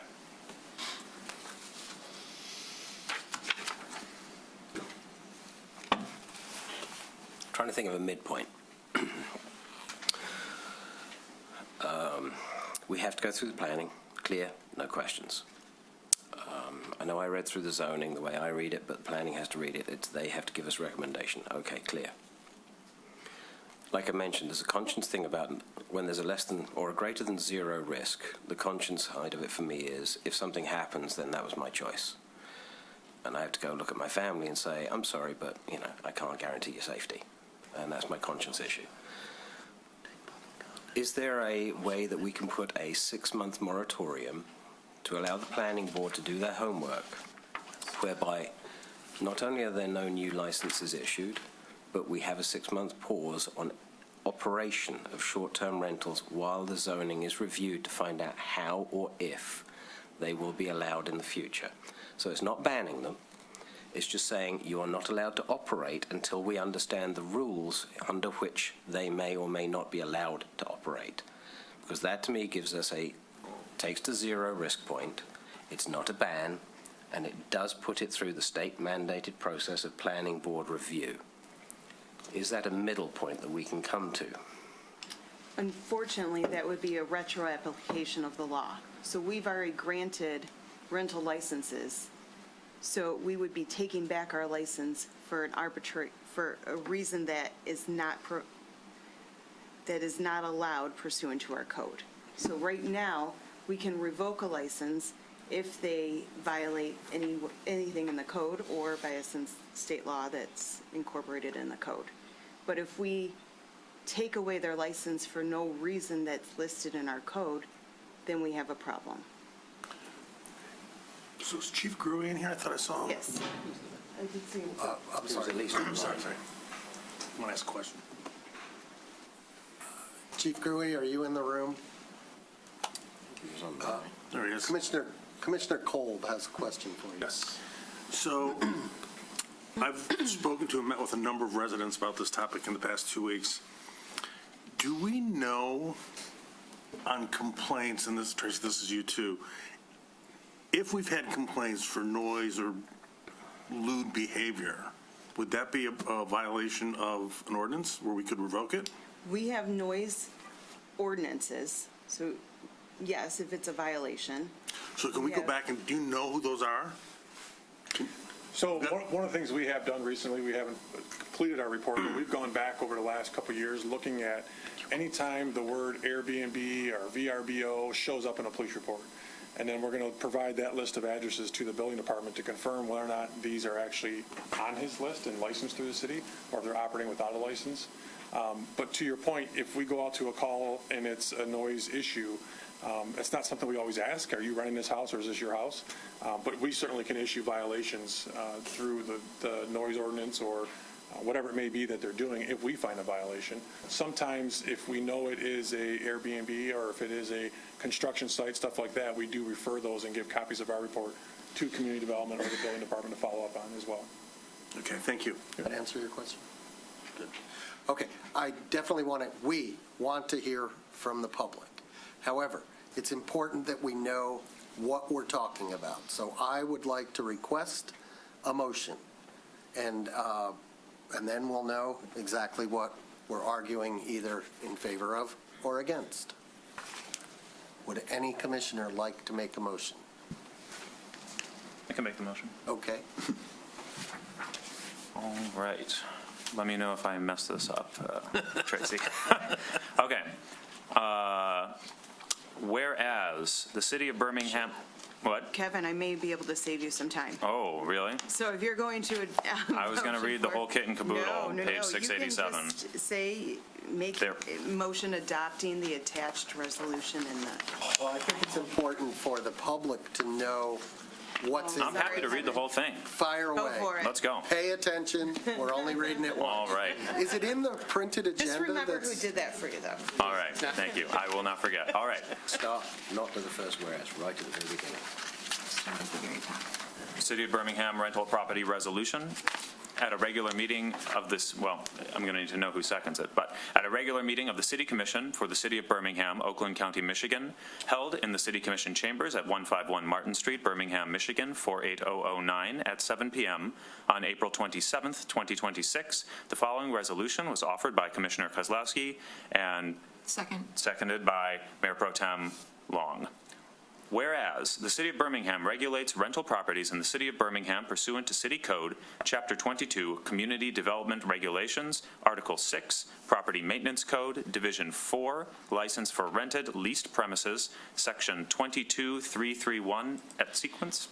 And whereas since at least 2011, all rental property, regardless of length of lease, requires the property owner to apply for and receive a temporary or annual license for such rental or leasing of their property, and whereas the regulations for all rental property is enumerated in Section 22-331 through Section 22-345, which includes the ability to revoke such annual license for violating any terms of the rental ordinance or for violation of any other ordinances impacting the property, and whereas the common term of short-term rental, which is considered a commercial use and which is commonly defined as the offer of possession or occupancy of a dwelling for less than 30 days, and whereas on July 9th, 2025, in Melvin R. Berlin Revocable Trust et al. v. Rubin et al. 22 NW3D 531, 2025, the Michigan Supreme Court affirmed the judgment of the Court of Appeals holding that the use of residential property for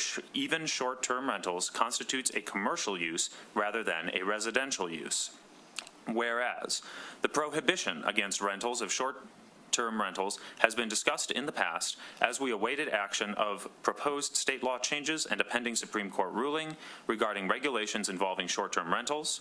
Whereas the City of Birmingham has experienced an emergent and tragic situation with a short-term rental property in the city that has had a drastic impact on the health, safety, and welfare of the citizens of the City of Birmingham, and whereas the City of Birmingham, with due diligence and swiftness, will assess, review, and determine all rental premises regulations further, and whereas the City Commission will utilize its legislative powers to place a 6-month moratorium, which is a temporary suspension, halt, and/or pause to protect the health, safety, and welfare of the citizens of the City of Birmingham of the specific activity of providing either a temporary or annual license for renting or leasing, or of offering possession or occupancy of a dwelling in the City of Birmingham for 30 days or less, in which the owner does not reside in that property, and offering the possession or occupancy to another who is not the legal owner of record pursuant to a written or oral agreement.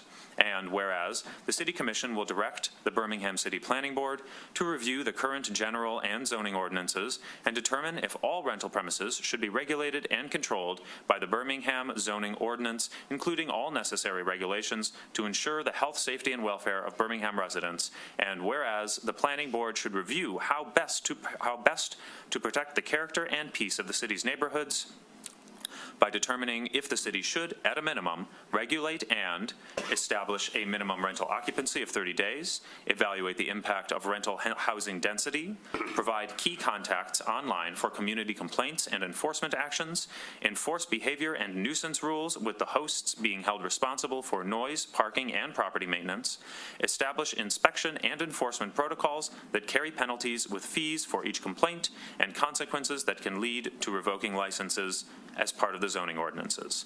Therefore, let it be resolved that no person now and until the moratorium is lifted apply to receive a rental license to rent, lease, or offer to rent or lease a dwelling for possession or occupancy for less than 30 days to a person who is not the legal owner of record pursuant to a written or oral agreement, and further resolved that the building department, while under a 6-month moratorium, shall not grant either a temporary or annual license for rental or leasing of property or premises for less than 30 days, and further resolved that the Planning Board of the City of Birmingham shall review, analyze, and determine all appropriate changes to the zoning ordinance, return a draft ordinance and recommendations to the City Commission forthwith.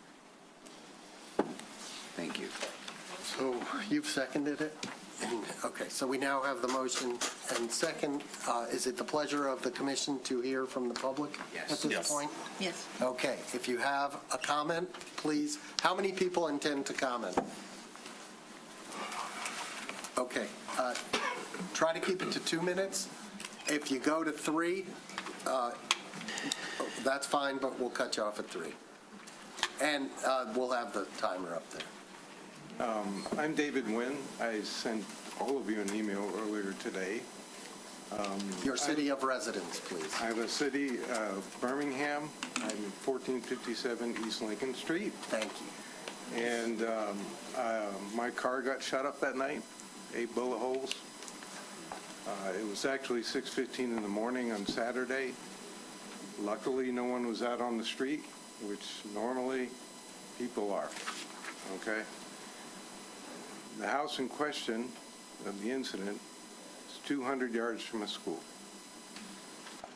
I appreciate exactly what you're saying. I think the moratorium does not fully protect us. We have complained about that house since it started 6 months ago. About every week to 2 weeks, there's been noise complaints, parties all night. Still, the license continued. So I need to trust that you're truly going to shut these down when they have one incident. Right now, I don't have that trust because we've called on multiple houses on our street. So we are lucky nobody got killed. Lucky. But you're stretching your luck if you don't get something done quickly here. 6 months is too long. You can think about it all you want. Ann Arbor's done it. I don't care if they get sued. I don't care if we get sued. Get sued. If someone doesn't die, it's worth it. Go through the zoning, get sued today. Who cares? It won't get to court until after the zoning's done. Don't be afraid. Thank you, sir. Hi, Eve Pickman, 2355 Pembroke. That's Pembroke Manor, Pembroke Park. I've emailed a few of you over the last 2 weeks regarding this. I'm pleased to hear about a 30-day moratorium. However, that doesn't address some of the problems. I emailed you specifically, Mayor Baller, about the Granicus software that I was told about by a mayor of a neighboring community that goes out on sites like apartments.com and Verbo and Zillow and Airbnb and looks for illegal rentals. Last time we were here, the city attorney said all the rental properties are registered with us. I know one of the short-term rentals I saw in my own neighborhood, it would not have been registered as a rental property. It is someone's primary residence. They're renting out a basement bedroom and bathroom with a single point of egress in violation of state fire code. By using the Granicus software, you will free up Mr. Silkey's department because AI, and as much as I hate AI will be doing the legwork for him on the front end, so his little code enforcement vans and Ford Fusions will know actually where to stop. So that's point number one. Point number two, there are illegal rentals out there that slip through the cracks of what you've just said. Point number three, 30-day moratorium doesn't solve the other problem I brought to your attention. And as this gentleman mentioned, there are schools in close proximity and parks to a number of these short-term rentals. I misspoke last time. The city is required, or law enforcement is required, to notify residents if there is a registered sex offender at an address for more than 30 days. For more than 3 days, a registered sex offender is required to self-report to the city, like that's going to happen. So having these short-term rentals in residential neighborhoods, whether it's during the school year or during the summer where the kids are still using the playgrounds and the parks, you are jeopardizing children's safety by not further expanding your moratorium. That's a huge concern. And that was what I really wanted to talk to you about today. Granicus software is still cheaper than using city resources like employees to scroll through umpteen websites looking for rentals. And then the last thing I wanted to talk about, last week, just went on the 24th, Downtown Magazine talked about a vast increase in the number of calls to police regarding who knows what. I'd be dying to hear from the police chief what percentage of those calls have to do with short-term rentals. Stick around, he'll be addressing. So that will hopefully be a report we see, but please look into the Granicus software. I think it will lighten the load on both law enforcement, code enforcement, the city clerk. You had CC'd her on the email, but this is a real concern. But the 30-day moratorium does not address the situation with registered sex offenders in our neighborhoods, and this is a real concern. I know I don't have kids, but I see kids riding their bikes by my house, walking by my house, and summer's almost here. This is untenable. Okay. We've already had a shooting. We don't need to go any further than that.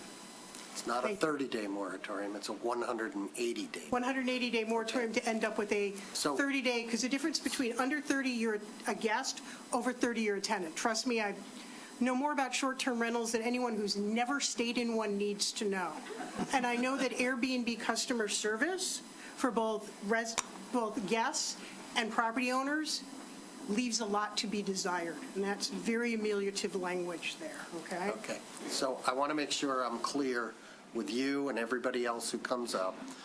What I didn't hear you say you were either in favor of the motion or against the motion. I am in favor of outright banning them. I understand that the city of Dearborn is being sued because of it. I understand there's a legal process. I also understand there's right, there's wrong, and there's legal. But those of us who are homeowners in the community have a vested interest. Thank you. So you're against the motion. You're speaking against the motion. I am. Or are you speaking in favor of the Getting motion them out of with here, something additional? I am all for doing whatever we have to do to get these things out of Okay, here. thank you. Period. Thank you, we hear you.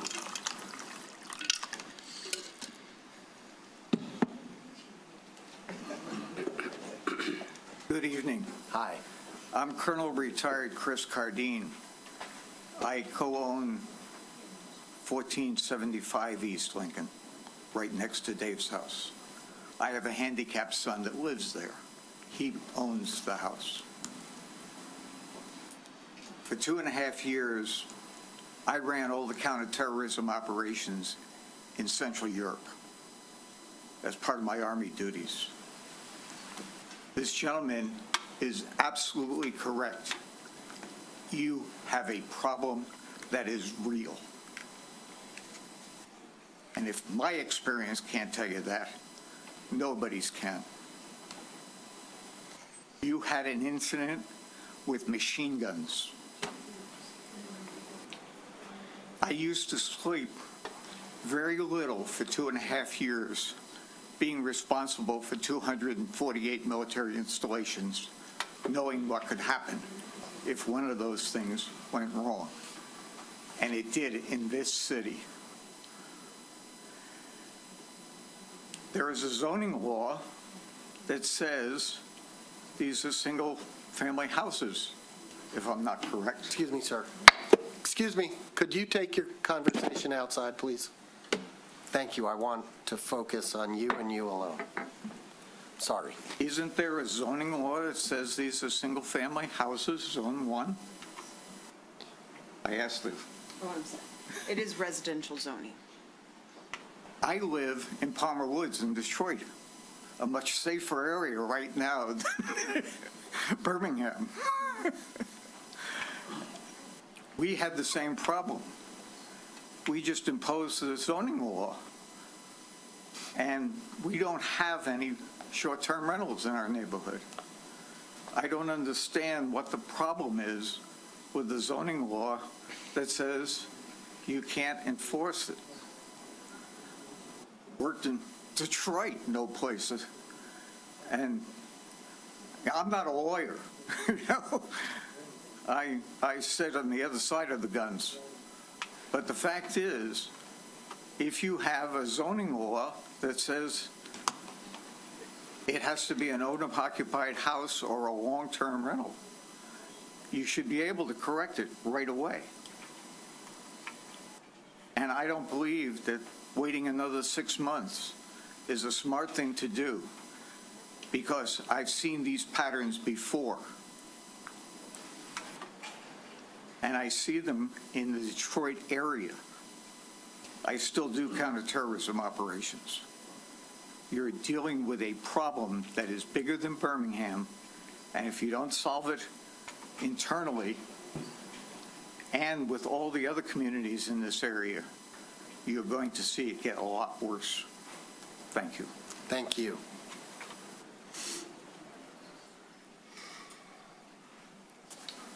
Good evening. Larry Lynn on Bird Avenue. First of all, I wanted to commend the commission for what I see as a real sense of urgency in trying to deal with this, and taking advantage of the fact now that the law has changed in the state of Michigan that should allow us to do something. The concern about safety is obviously first and foremost right now, given what just happened. But aside from that, I think just having short-term rentals, if you take it to its extreme, we basically live in a hotel, and that is not the kind of community we want to live in. We choose to live in Birmingham because it's a nice community. You know your neighbors. You can walk. You feel comfortable. So it's an additional reason to look into exactly what you're doing. I do support to answer your question. I do support the motion that's been made. I wish it could be done sooner. I think I understand why it might not be prudent to do that. If we could find a way to do it prudently and make it faster, I'd be all for it. I will offer, by the way, that I just anecdotal, my brother lives there, so I know that Rancho Mirage in California also did this very same thing, took away all short-term rentals, and they found a way to make it work. So just a data point as you're looking through it. Yeah, I don't have anything against you. I know someone that runs runs business like that. It's not personal vendetta or anything like that. It's not the kind of community I think we want to ultimately sponsor, and of course, we need to deal with the safety issue, so I thank you for that. Thank you. Brian Gordon, Brown Street. I think you're heading in the right direction. I'm for the moratorium. I think sounds like it's the way to go. I'm curious, I haven't heard if anybody's mentioned the number of rental licenses that there are in the city, or an estimate of how many we think are short-term rentals. How many people are affected? I don't know if we know that. I think we have an estimate. I think the number of short-term rentals is around 100, Right, slightly and then less. maybe. rental total was just under 1,600. 1,600? 1,600 licenses, that's significant.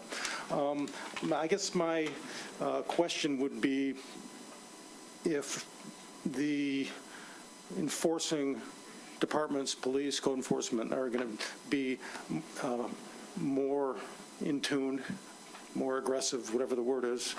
We're looking for capped, drains in the basement, or, duplexes on the outside that don't have covers, and all of these things. Citations will be written. My question is, what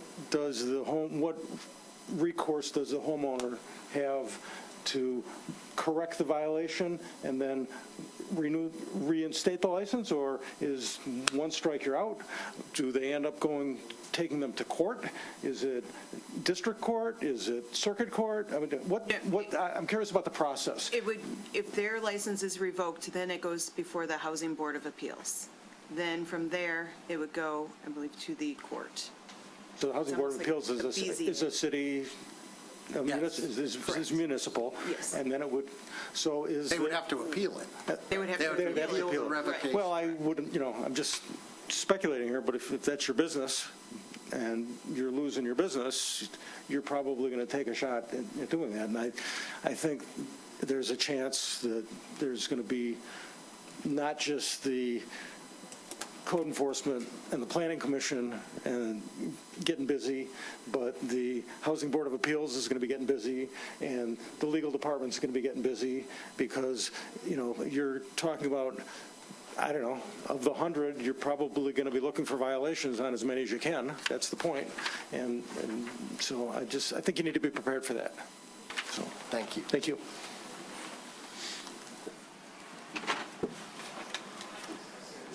Hi, I live next to an Airbnb.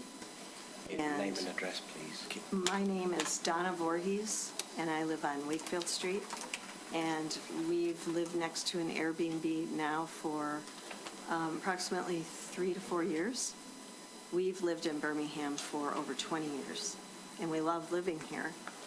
And we've noticed that the landlord is trying to, on a continuum, have long-term rentals.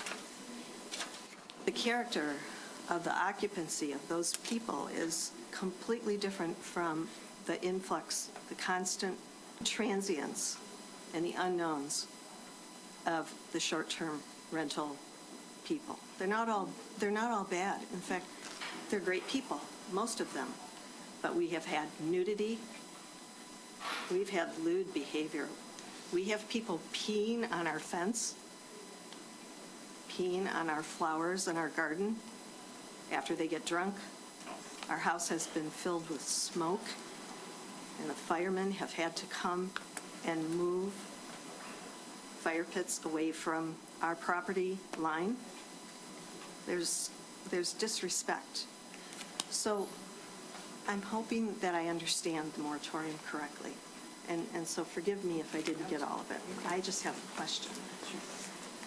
I understand that the moratorium protects the city. I get what you're up against.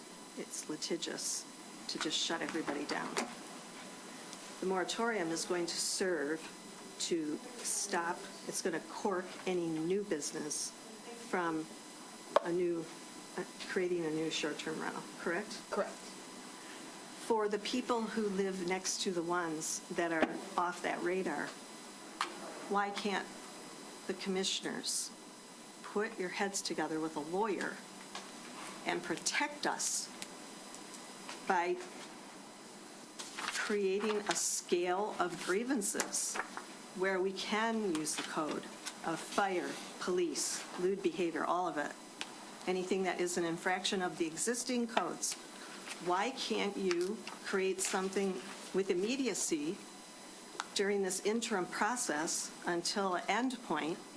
Why can't you do something for us to escalate that process with grievances so that you can revoke a license? So we don't have to wait till a body bag. We're doing that tonight. Will you be able to? You'll just have to participate in the process like everyone else, and you ask, why can't we sit down with an attorney? That's what we're doing. She's the attorney, we're the commission. I appreciate you, and that's my question to the city. How can we We will ask that do question something? for you. Thank you very much. You're welcome. Appreciate it.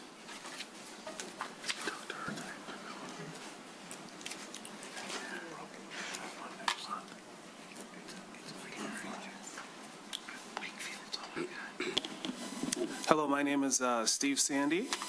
I live on Suffield Avenue in Birmingham. I'm a resident of the city, and I am probably the minority in the room tonight, in more ways than one. So when I first heard of this complaint, my heart sank because I knew exactly where we would end up.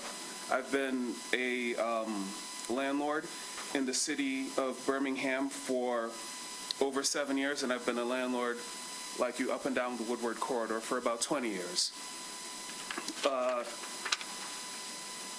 When I came to this first meeting, I sought out some of the neighbors that were impacted to find out exactly what was going on.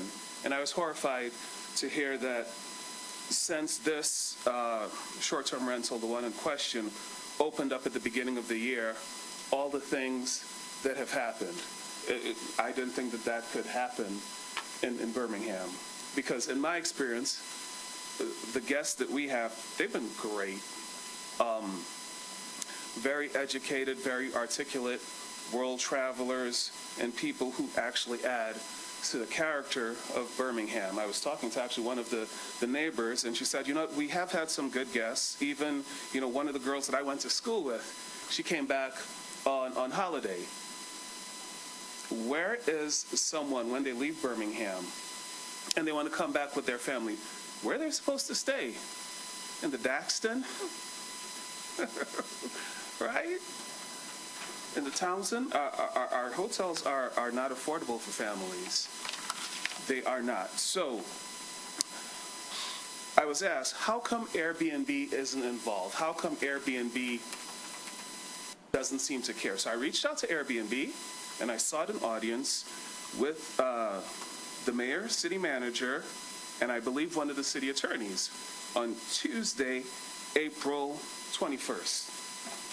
Now, the mayor and the city manager did not show up for that meeting, and the city attorney shut it down. So what we had proposed were ideas to solve some of the things that I heard complaints about. To put in ideas that, even with a moratorium, the city can't do right away. Setting minimum stays, setting minimum booking ages, making sure that all the neighbors of abutting properties are noticed, having a 24/7 contact person, limiting occupancy to 2 people per bed, and have a good neighbor policy. Similar to what they do on construction sites, even though they don't follow it, because I've been a victim of that as well. If you've been next to Bigfoot, you know. So, sir, your time is up. Okay. This isn't the last time we're going to be discussing this. Okay. I would like to clarify for the public that Airbnb requested a meeting with me and the city manager, and we set a time, and we told them that we might be late. We would be in another meeting. Our city attorney arrived on time, it was a Zoom meeting, and discovered for the first time, we were not told that a resident who is a landlord would be present. We were not prepared to engage in a discussion with you, and she shut it down. Yes, she did, and correctly. And we showed up a few minutes later, and we were informed of what had occurred. So we were happy to talk to Airbnb, and we'd be happy to hear the recommendations that Airbnb has, and we would even be willing to engage with you. But that was not appropriate. We were sort of ambushed, I would say. So that's it. That was not an ambush. That request came when I spoke to the neighbors. They said, how come Airbnb I'm just telling you our point of view. Airbnb reached out to I got us. Airbnb involved to talk to them, just so you know. Yeah, well, thank you. I appreciate that. We didn't know that you were involved. Next. Hi, Kelly Kozlowski. Again, no relation to the commissioner. Nothing against him, just to clarify. So he doesn't have to recuse, right? I live at 1376 East Lincoln in Birmingham. And just briefly, respectfully to my neighbor, the landlord, I would say that the interests and the safety of myself and my neighbors, my full-time resident neighbors, whether they're renting long-term or owning their homes, is something I prioritize over whether or not someone can find an affordable hotel room when they come to visit Birmingham. There are more affordable communities neighboring Birmingham. Stay at a hotel in Troy. Stay at a hotel in Royal Oak if you can't afford Birmingham. To me, they are separate issues, and I'm not concerned with the hotel issue because I think our residential safety is a much more serious issue. Secondly, I do want to challenge, earlier in the meeting, it was mentioned multiple times that we don't want to rush. You all had the Michigan Supreme Court ruling in July of 2025. If this was a priority for this commission, if we were taking seriously the complaints that residents have filed for years, ourselves included, and we have used the word Airbnb in the complaint when we call the cops, so it's in those records. If we had taken that seriously and prioritized it, you would have been waiting for that ruling to hit so that you could take action, so that this 6-month consideration planning board exercise could have taken place last year, and we would be so much further along in the process now. So I appreciate that it might feel like we're rushing if we were previously ignoring, but as people who live across the street from an Airbnb and are flanked by the one where there was a shooting and another one owned by a property management company based in Ann Arbor, I can tell you that this has been a priority. This is not new, and we're not asking you to rush. We're asking you to take responsibility. And just a quick note on my neighbors in the houses that are still operating as Airbnbs. The one across the street is owned by a 24-year-old Wayne State Business School grad. More power to him, love and entrepreneurial spirit. The property across the street from us is one of over 30 that he manages on Airbnb with 4 different co-hosts who are listed and are based in the Philippines. He himself is based in Clinton Township. So this is not my neighbor in Birmingham, trying to save a couple extra bucks to send a kid to college. This is a full-on commercial enterprise operated by people who do not live in this community. For all I know, never stepped foot in this community. And the Airbnb down the street from us, owned by that Ann Arbor-based property management company, they manage 70 different properties. So I just, again, want to make sure the commission really understands the profile of these kinds of properties. And yes, we may have some great actors. We may have the occasional lovely guest for a couple of nights. But we have called over and over. We have filed complaints about all of the things that code enforcement referenced, about property maintenance, about parking, about noise. And yet that house across the street from us is still operating as an Airbnb. So I look forward to increased enforcement and more rigid enforcement. Can't say I'm super confident that it's actually going to happen, but I guess we'll stay tuned, and we will certainly continue to be at meetings. Thank you very much. Well, I'm Eric Kohler. You probably remember us at the duo last meeting. So Kelly's my better half.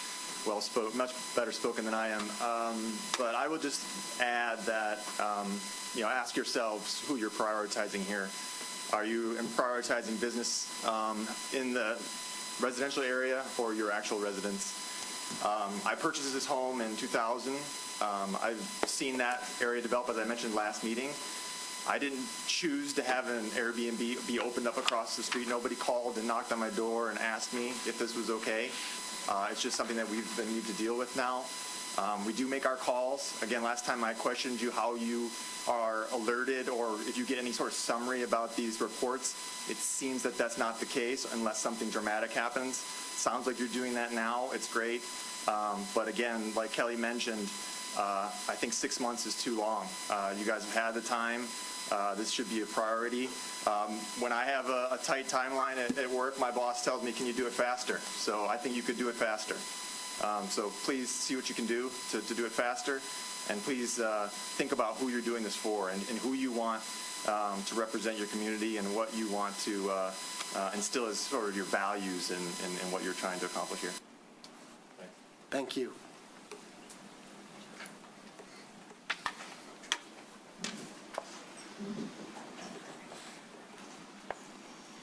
Hi there. My name's Cassie Sobelton. First, I just want to acknowledge everyone in this room. I understand the severity, and I'm so sorry for all the things that have happened. It sounds like one Airbnb or a few Airbnbs. I own and operate an Airbnb that I live in. I live in the home and have this rental. So essentially, what I'm doing in my space is renting my home out 4 times a year to PGA tournament, people who are playing in them, players that are coming for the Cranbrook tennis match, for families that are coming back for funerals and have 9 people, whatever, that they bring into the house. So last year, I think we had 24 nights stay. And of course, it's my space, right? This is my home, everything's in it. My neighbors hardly know it exists. I mean, they often will tell me, I don't even know there's an Airbnb on this property. So I'm here to offer a different perspective. And the fact that we're not all bad actors. And I would be so angry if these things were happening on my street. And I understand the safety concerns, and I want as much as anyone to avoid those. But I'm hoping that we can look at a way where people who are doing it like I am, which is, to help with rising tax costs and the keeping up of a home that's 120 years old here in Birmingham, that we can try to figure out a way to make everything work for everyone. And that is keeping the city safe for myself included. That's allowing those of us who want to take advantage of, probably you guys all know what this is, but the Augusta rule, where you can rent your home out for 14 days tax-free. And I mean, if you go to 15 days, you can no longer get that tax-free. So I mean, this is a really big deal for someone who can make $25,000, $30,000 off their home because there's some tournaments locally. So there's a lot more at play, and I understand everybody's need and want to have this happen quickly, but I also really am just voicing the desire to also look at it more strategically, and for those of us that are doing the right thing and being very careful. Of course, if I'm allowing someone into my home, there are ways to screen. I don't let anyone in who has less than 10 visits. I don't let anyone in who even has a 4-star rating. I'm not going to let them in my home, access to all my stuff, right? So there are ways to screen appropriate guests. There are ways to limit problems in the neighborhood. I mean, there's a lot more that can be done when people aren't owning 50 properties like the last person was up here talking about. I just wanted to also show that side of things, because there's a lot more to this story than this one incident, this one bad actor, or these 5 or 10 bad actors that are out there. Thank you. Thank you.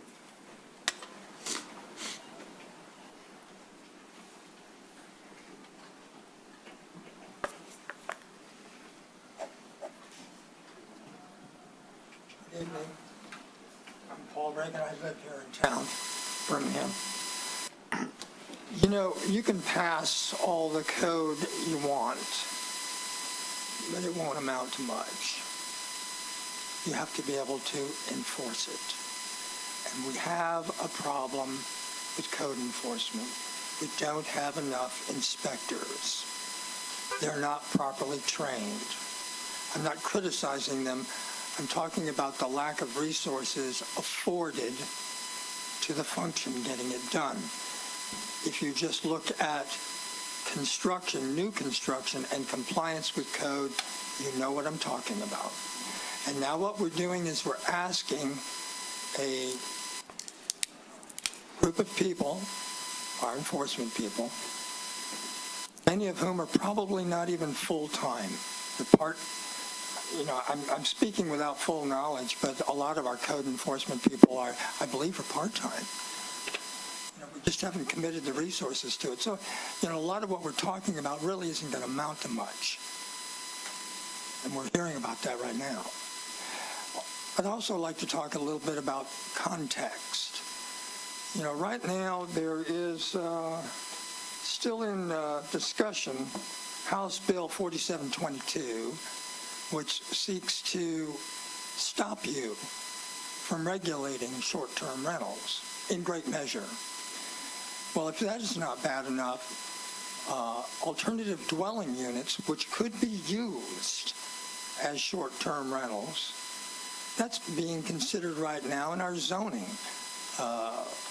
So the perfect storm might be an ADU next to you as a short-term rental. Now, I just heard a number which I'm still trying to wrap my mind around, and I think it was 1,600 rentals in Birmingham. Is that correct? Just under. Yeah. And that includes apartments and everything. That's 17% of all of the dwellings in Birmingham. That's 17%. That's not a small number. There's only 9,200 homes in Birmingham. Also, in broader context, there is currently under discussion bills to restrict your ability. House Bill 5529-5531 is going to 32 is going to restrict your ability under home rule to regulate zoning on your own. So getting out ahead of this would be great. Let me suggest this. If you're going to put the planning board to task to do this, have attorneys present at all times, advising them so we can get this process correct and accelerated in the process. Yeah, it's been a little time for fire howler, but it's money well spent. Thank you. Probably under our retainer.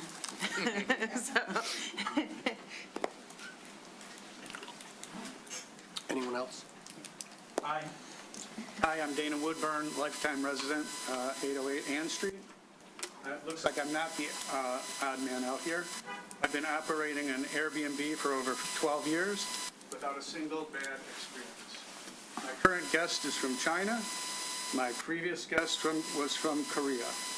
I have had guests from over 14 countries. All these guests have had the pleasure of enjoying our beautiful city and spending their money here while leaving a very small footprint. My guests come for weddings, family reunions, and business purposes. I charge $110 a night, an affordable alternative to the Daxton and the Townsend. No knock to either one of those hotels, but I'm affordable. I understand a single incident sparked this outcry, but it was a single incident. It could happen anywhere, anytime, all the time. The idea that investors are buying up properties and driving up single-family home costs is ridiculous. If I thought I could buy a $250,000 or $300,000 house and operate them as an Airbnb with taxes, incentives, taxes, insurance, liability insurance, and maintenance, and turn a profit, I'd buy everything I could get my hands on. In short, enforce existing rental codes. Issue citations for excessive noise or nuisance problems. Shut down bad operators, but don't kill a fly with a bazooka. Short-term rentals are not the problem. Non-enforcement of existing codes is. Thank you. Thank you. Anyone else? Anybody online? If you're online on Zoom, please use the raise your hand function. I see Narlu Castellano.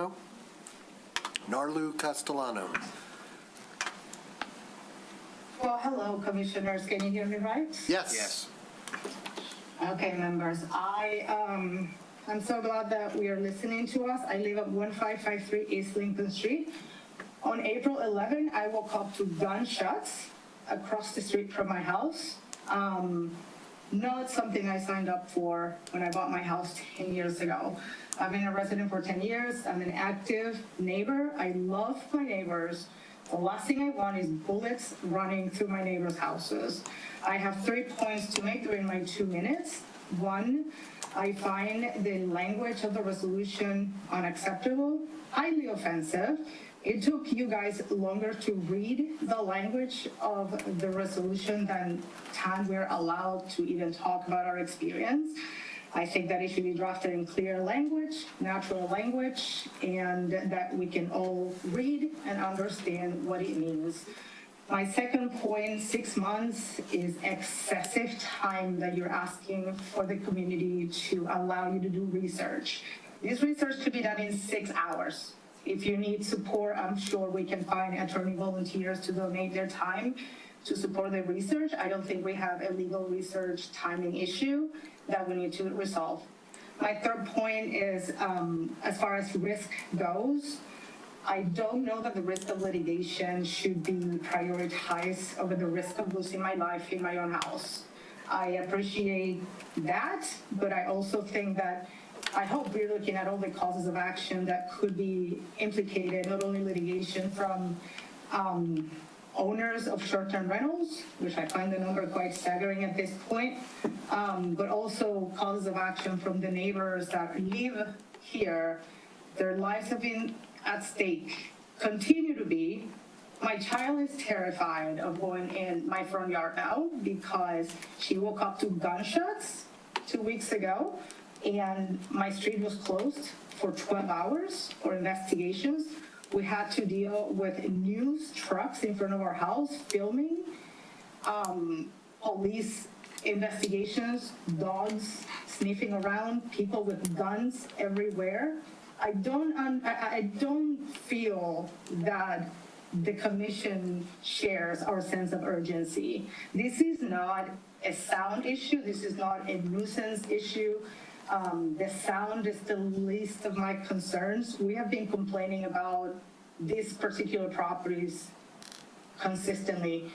The resolution puts the onus on the residents to report. We have been doing that. We have not reported nuisance. The issue is not nuisance. The issue is the risk of death. Is life or death? I don't think that we're lucky that nobody got hurt. We are hurt. Our children are hurt. The school across the street is hurt. We don't feel safe in our neighborhood right now, and I don't feel that this feeling is shared by the rest of you. I appreciate the owner of the property being present. Ms. Castellano? And I don't think, go ahead. I just don't think that anyone is against short-term rentals per se. We are against gun violence in our neighborhood. That's it. Thank you very much. Thank you.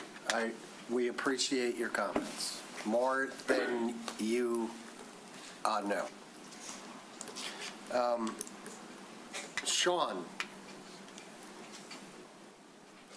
Online, Sean? Hello, commissioners. Hello, can you hear me? Yes. Hi, thank you so much. I'm sorry, I'm putting my little one to bed at the same time. I appreciate you for taking the time to hear from the residents. I live on Chapin Avenue, just a few streets over from the incident. I appreciate Narlu's comments, and I second everything that she said. Due to my location, I've also had additional, I would say traumatic experiences. I have found a crack pipe in my front yard in the 9 years that I have lived here on one occasion. I found drug needles on the street next door to me 3 days ago. Both of these are on file with the police. I've found a man urinating across the street when the rental was a short-term rental, undocumented at the time. I have found a man passed out, intoxicated in my front yard with a woman crying over him that my husband carried back to his short-term rental across the street. We have had a man urinating on our fence. The list goes on. It is, if I sound exasperated, it is because I am. I have called the city over and over and over to be met with silence. I desperately ask you to hear us.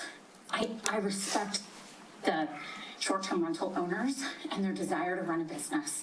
I do, but there needs to be limits. Whether it's a 1-week rental or a 30-day rental, something has to be put in place to protect the residents. I additionally want to say, if you think that the Woodward road noise is separate, I respectfully disagree. It brings a crowd, a very youthful and vibrant crowd that wants to come and party. That is the audience. It is the same audience. You have to address these issues. Right now, my husband and I are actively looking to move because this has been fundamentally the worst residential experience of our lives. And we have lived several places, and this has been the most distressing and upsetting. And again, all of this is happening while we're raising our precious, sweet little 9-year-old boy from the time he was 4 months old. Thank you. Thank you. Thank you, Sean. Anyone else? Okay. Discussion? Discussion? Please. Okay. Commissioner Can I Host. start? You know, as most of you know, this has been a big concern to me for at least the last 6 years.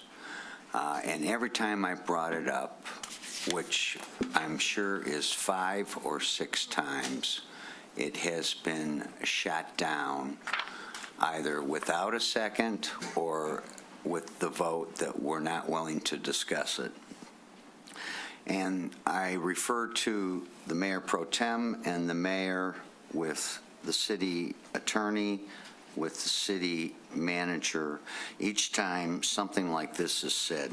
Brad, despite what you're hearing in the community, STRs are not a problem here. We've had no complaints. Well, the saddest thing is it's come to a forefront thanks to April 11th. And the joy is nobody was hurt. It's certainly a tragedy for that neighborhood, but nobody was hurt. And that is our number one responsibility sitting in these chairs, is the safety and the tranquility and peace of our neighbors and our neighborhoods. What is being proffered by the city attorney is highly inadequate. And I'll just cite the borough of Manhattan has taken care of this instantly last year. There are no short-term rentals in Manhattan, and that is how we should proceed. The integrity of our neighborhoods have been compromised by these short-term rentals. It is literally commercialization of our neighborhoods, and we should be firmly against it. It should have been 2 weeks ago, which wouldn't be after April 11th, but it would have been our last meeting, the 14th. I am not, I mean, procedurally, yeah, let the planning board deal with it for 180 days and then come back with the recommendations that are in this resolution, suggested resolution. But I'm more than willing to say that's 180 days too many. Namely, we should stop short-term rentals under 30 days forevermore now. So I won't support the motion because we're not doing anything about it now. And if something happens in the next 180 days, I told you so. City Attorney, does the 180-day moratorium doesn't say to the planning board, you've got 180 days to do this. It just, that's the window of time, and we would hope they would act sooner, correct? Absolutely. Okay. If we pass this resolution, that doesn't mean we couldn't pass a further resolution if someone were to offer one that would, let's say, have more teeth, correct? That could be done. Okay, because we can do what we want to do, right? Okay. Please keep in mind that there's a motion on the table, and maybe I should have reminded the first commissioner that we're addressing the motion on the table. Thank you for making it clear at the end that you oppose the motion. Who else would like to speak to the motion and the issues? So if this is the only path to get something done, I think it's a disgrace. And I think being sued is the cost of doing business. Sue us. Shut them down. Just shut them down. Because it's not just about the incident that happened on April 11th. Our communities are, just, I mean, as Kelly and her husband said, our communities are disintegrating because we're letting these things happen. And our number two most important job is building this community. And this is destroying our communities. I will support only if this is the only path to get things moving fast. Otherwise, I won't support it. Well, I think you heard what she answered, right? I did. That number one, we could do this. It doesn't necessarily, we could add to it that we want the planning board to act Expeditiously, yeah. expeditiously. I don't know how long it would take, but she also said that we could do this and we could do something else. So, Can't we just ban them right now? That would be another motion. Let's work on this motion, and then we can discuss further action, possibly after a break. So I want to say to the residents who have lives have been disrupted by short-term rentals that we do understand the urgency and we do hear you. And when we discussed this in 2023, those bills preventing us from regulating anything were very close to passage. There's huge lobbying money behind those from real estate and developers and so forth.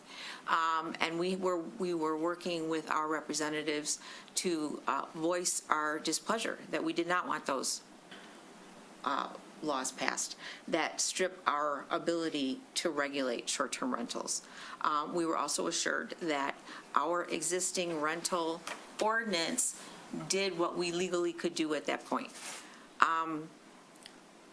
I have read deeply about what was done in Ferndale and Ann Arbor, and there are nuances to both of them that fall short of outright banning, especially of existing non-conforming uses. They both had to make accommodations in some manner.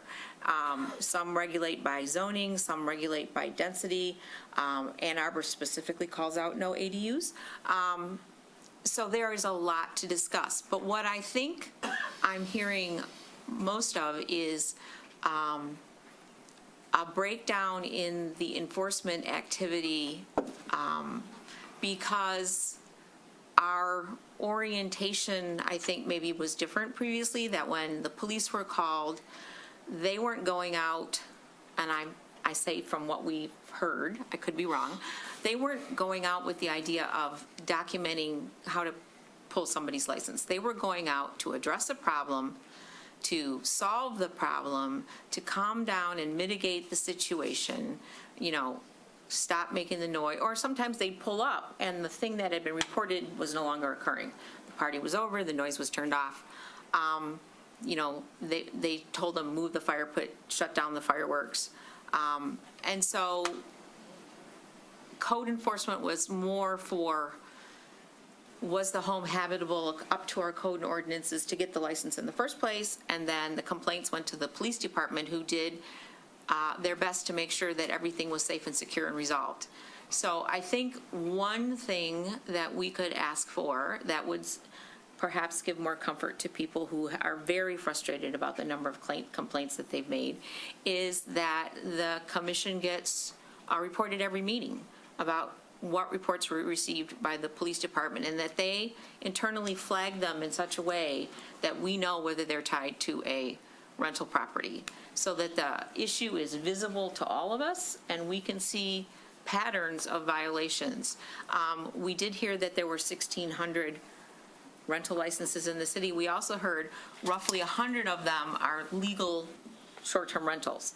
There are obviously also illegal short-term rentals, which I assume, are trying to ferret out whether we use Granicus software or not, and shut down. And it's my understanding if those are reported to Airbnb and Vrbo, they immediately are pulled off the site if they're not licensed.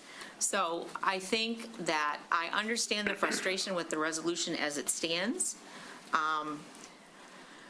We, hear the advice of our attorneys that you don't willy-nilly do something that you know, and I'm not saying it's willy-nilly. If we stand here and say, we know we're going to get sued, but let's shut them down anyway, everybody who sues us cites that in their complaint. The commission knowingly made this motion that they knew was a taking of the license and income that they had granted me previously, and they did it anyway, and then the judge fines for them, which is a tax consequence to our residents. So I think that we're trying to, thread the camel through the needle and do the very best job we can do for the residents tonight.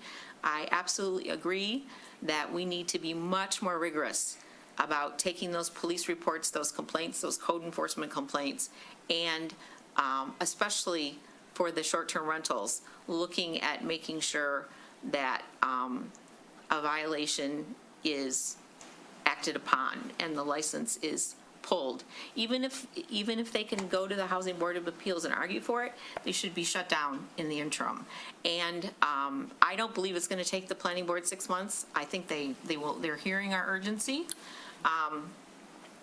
But I absolutely feel for the residents. I absolutely understand the pain and the grief, and I think that we are trying to do the best that we can do for our residents and for our liability, our legal liability, and our legal responsibility as commissioners.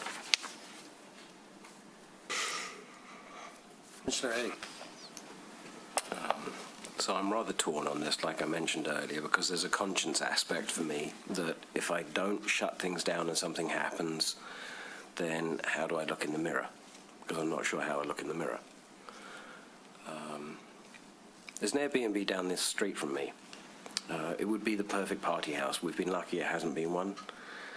It has an in-ground pool. It's fantastic. A few years ago, there was a new build put between it and me, so the only thing that stops any gunfire from it reaching my son's bedroom is my neighbor's 2-year-old's bedroom, which is not really an ideal situation. But I will say I do think that host has been trying hard. Like Mr. Sandy, I think you try hard. You're here.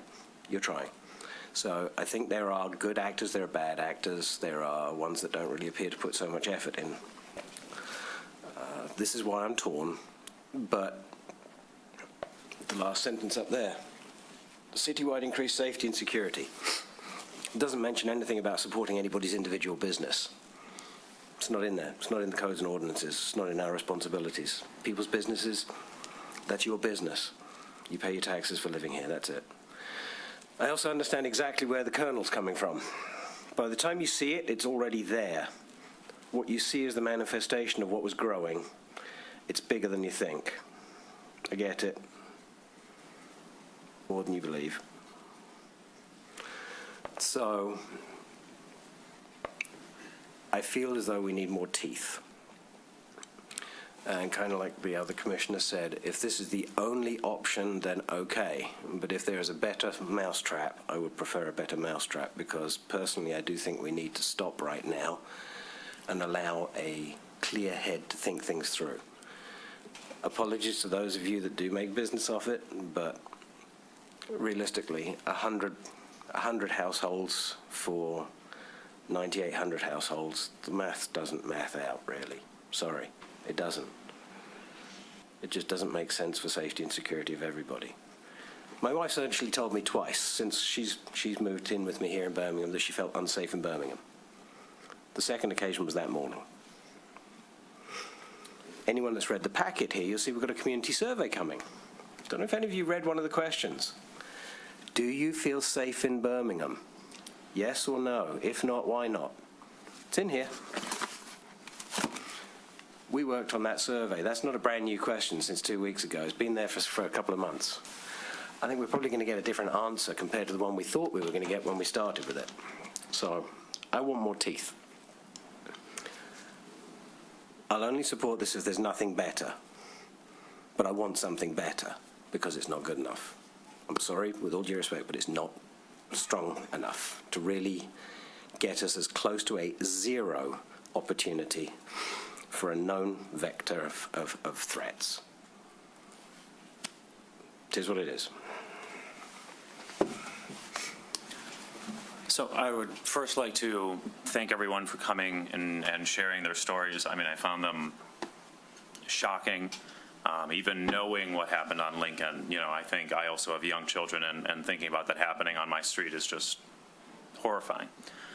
I think that, you know, this motion, the reason I spent 15 minutes reading it is because we really need to get the ball rolling this way. This is the most reliable way to enforce regulations on short-term rentals. If we attempt some alternate path, we may end up with nothing. I think this is the way that we're going to end up with something that we can keep. And I believe Mayor Baller pointed out and Mayor Pro Tem Long pointed out, we are going, you know, we have already instructed the planning director to make this the highest priority for the planning board. And I don't think it will take them 180 days. I don't think the idea is that we're going to wait 6 months before we do something. I think the idea is we're going to move as quickly as we can to get something that is as enforceable as possible on the books. I think that in the short run, there are a few things that I think are true. If my understanding of what the city attorney said is true, and correct me if I'm wrong, we can greatly ratchet up the strictness of our enforcement, right? It is legal for us to revoke a rental license for a single infraction. Absolutely, yes. Right. Violation of the code is a revocation. And so Could we be a- can, at our discretion, choose to do so, or It is up to the building official. it is up to the building official's discretion whether or not to revoke the license. That's correct. So we also have heard that there exists software that can help us hunt down the addresses of short-term rentals in the city, correct? That's, This is a comment from a member of the public. Yes. Yes. Yeah, but Okay. those would be unlicensed ones already. What? Those are potentially unlicensed ones, in which case that's a violation anyway. absolutely. There you go, even better. So, and I will say, we talk about if there's nothing better, but to Mayor Baller's point, this does not have to be everything. Right. This is one thing, and I think it is an essential thing, because this is the thing that we know will survive. If we want to do something else to try to really cut this thing off right now, buy the planning board some time, so to speak, I think we can entertain that. But I think that on this motion, I think it is essential that we start the ball rolling here, because I think this is what is going to give us legs in the long run. And that is what I have to say about this motion. So I will be supporting the motion. Absolutely. I think this is the best path forward now. We wouldn't have brought you. Okay. We done? I support the motion, and I'm going to support another motion. I'm not sure what it is yet, but it'll be, we'll devise that other motion after a 2-minute break. But right now, I want to call a vote on this motion, and then we'll take a quick break. Then we'll come back and discuss what direction we want to give to the administration. Sound good? Roll call, please. Temporary Mayor Pro Tem Long. Yes. Commissioner Host. No. Commissioner Haig. Yes. Commissioner Kozlowski. Yes. Commissioner Kold. It's the only way forward, yes. Mayor Ballard. Yes. Quick break.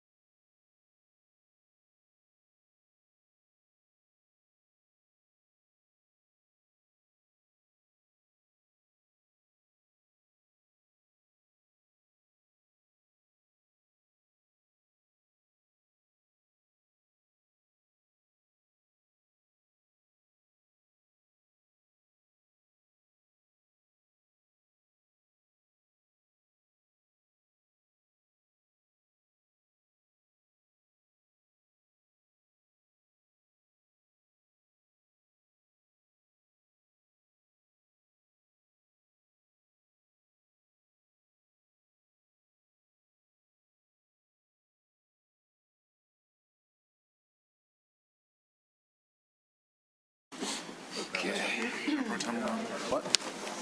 We're waiting for Mayor Pro Tem Long and the clerk.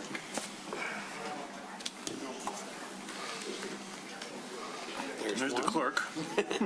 One more to go. I'll go 4 years. I hate one. You do? I hate one. Oh. Very strong. Oh, I hate one. If I drink 4 ounces a day, that's too much. Thank you. I drink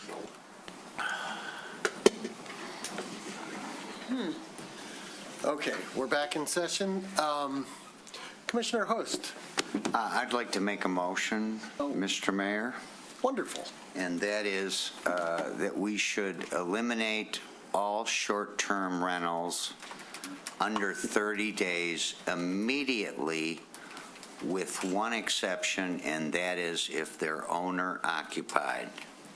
That is paraphrasing from the Borough of Manhattan's rules. That had nothing to do with my motion, though. I just thought I'd state that. I'll second that one. Okay, we have a motion and a second. Are New York rules, are New York laws similar to Michigan's? Full to Michigan. Okay, so there's no with Manhattan. What would be administratively, how would one accomplish what the commissioner has proposed? Well, that would entail coordinating with the building official. They would probably have to go to each, I would assume each licensed rental, or contact each owner of that property and find out what their current rental policy is. And at that point, if your motion carried, if it was for less, or if they offered for less than 30 days, then it would be a revocation, because it would be, you're asking for an ordinance amendment to reflect this, is that? His motion was very clear. Could the clerk please read the motion? To eliminate all short-term rentals under 30 days immediately, with one exception if they are owner-occupied. So Okay, that's the motion. It's much more complicated than that. That motion doesn't give the city the right tools to do that.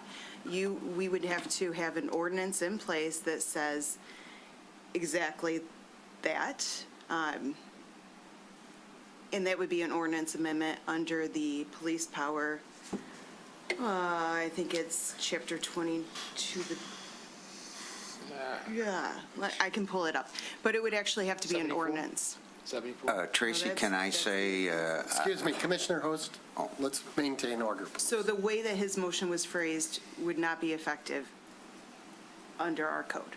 It wouldn't give the building official any teeth, because if you ban it, there's nothing in the code saying that it's illegal to be less than 30 days.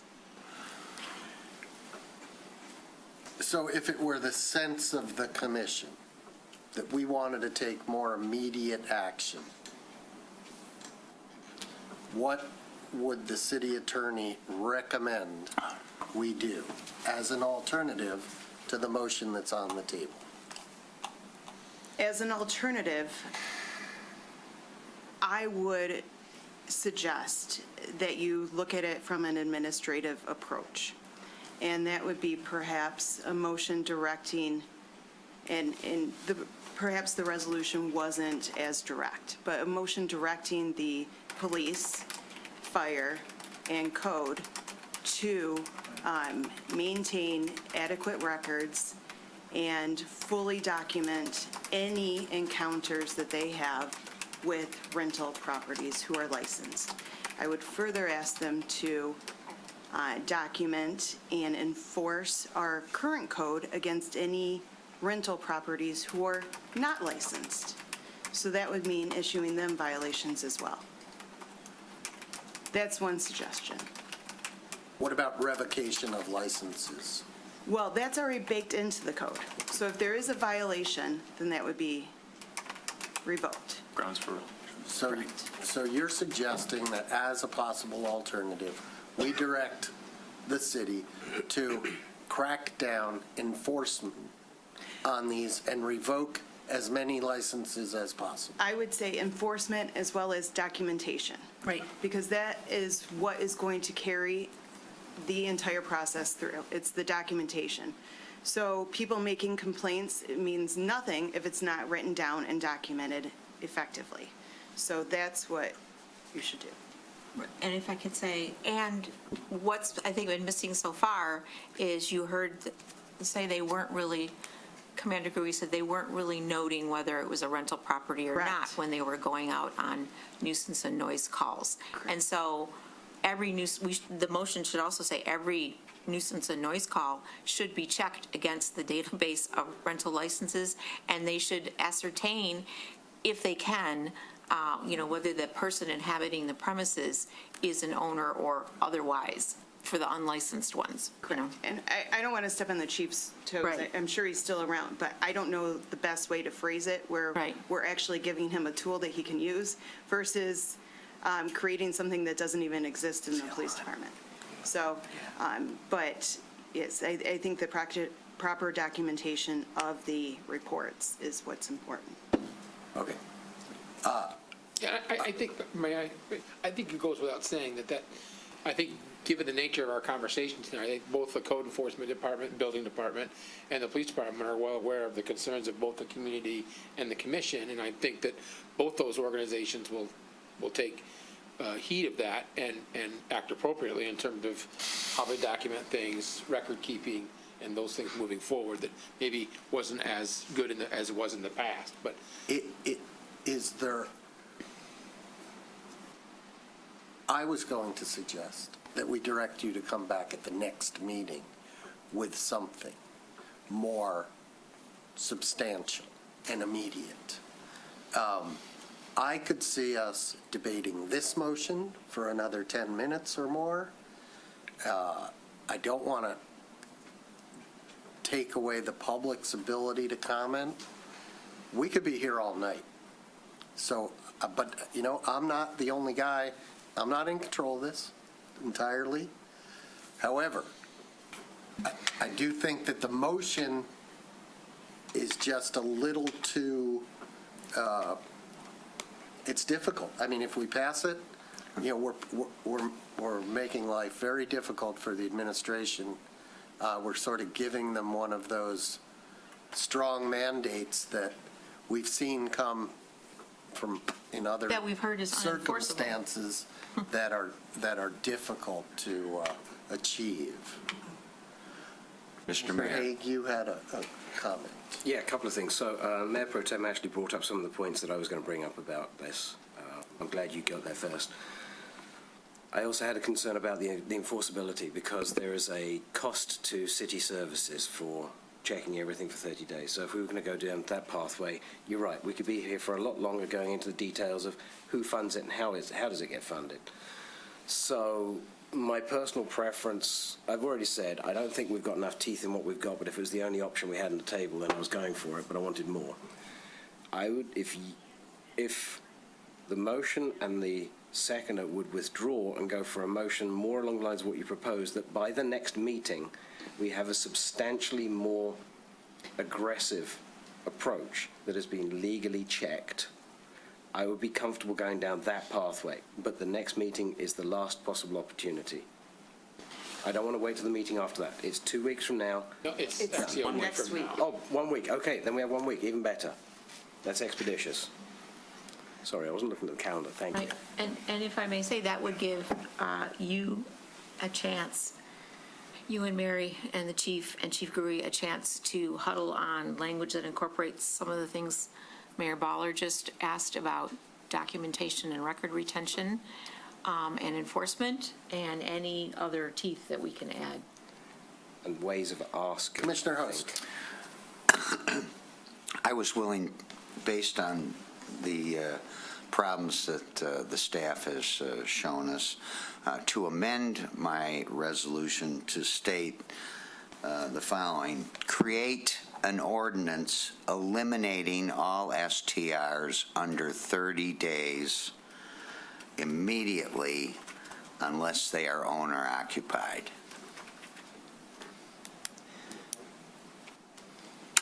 That would require, what would that, parliamentarily speaking, that would require Us to him to return. withdraw his second, you to withdraw, make a new motion.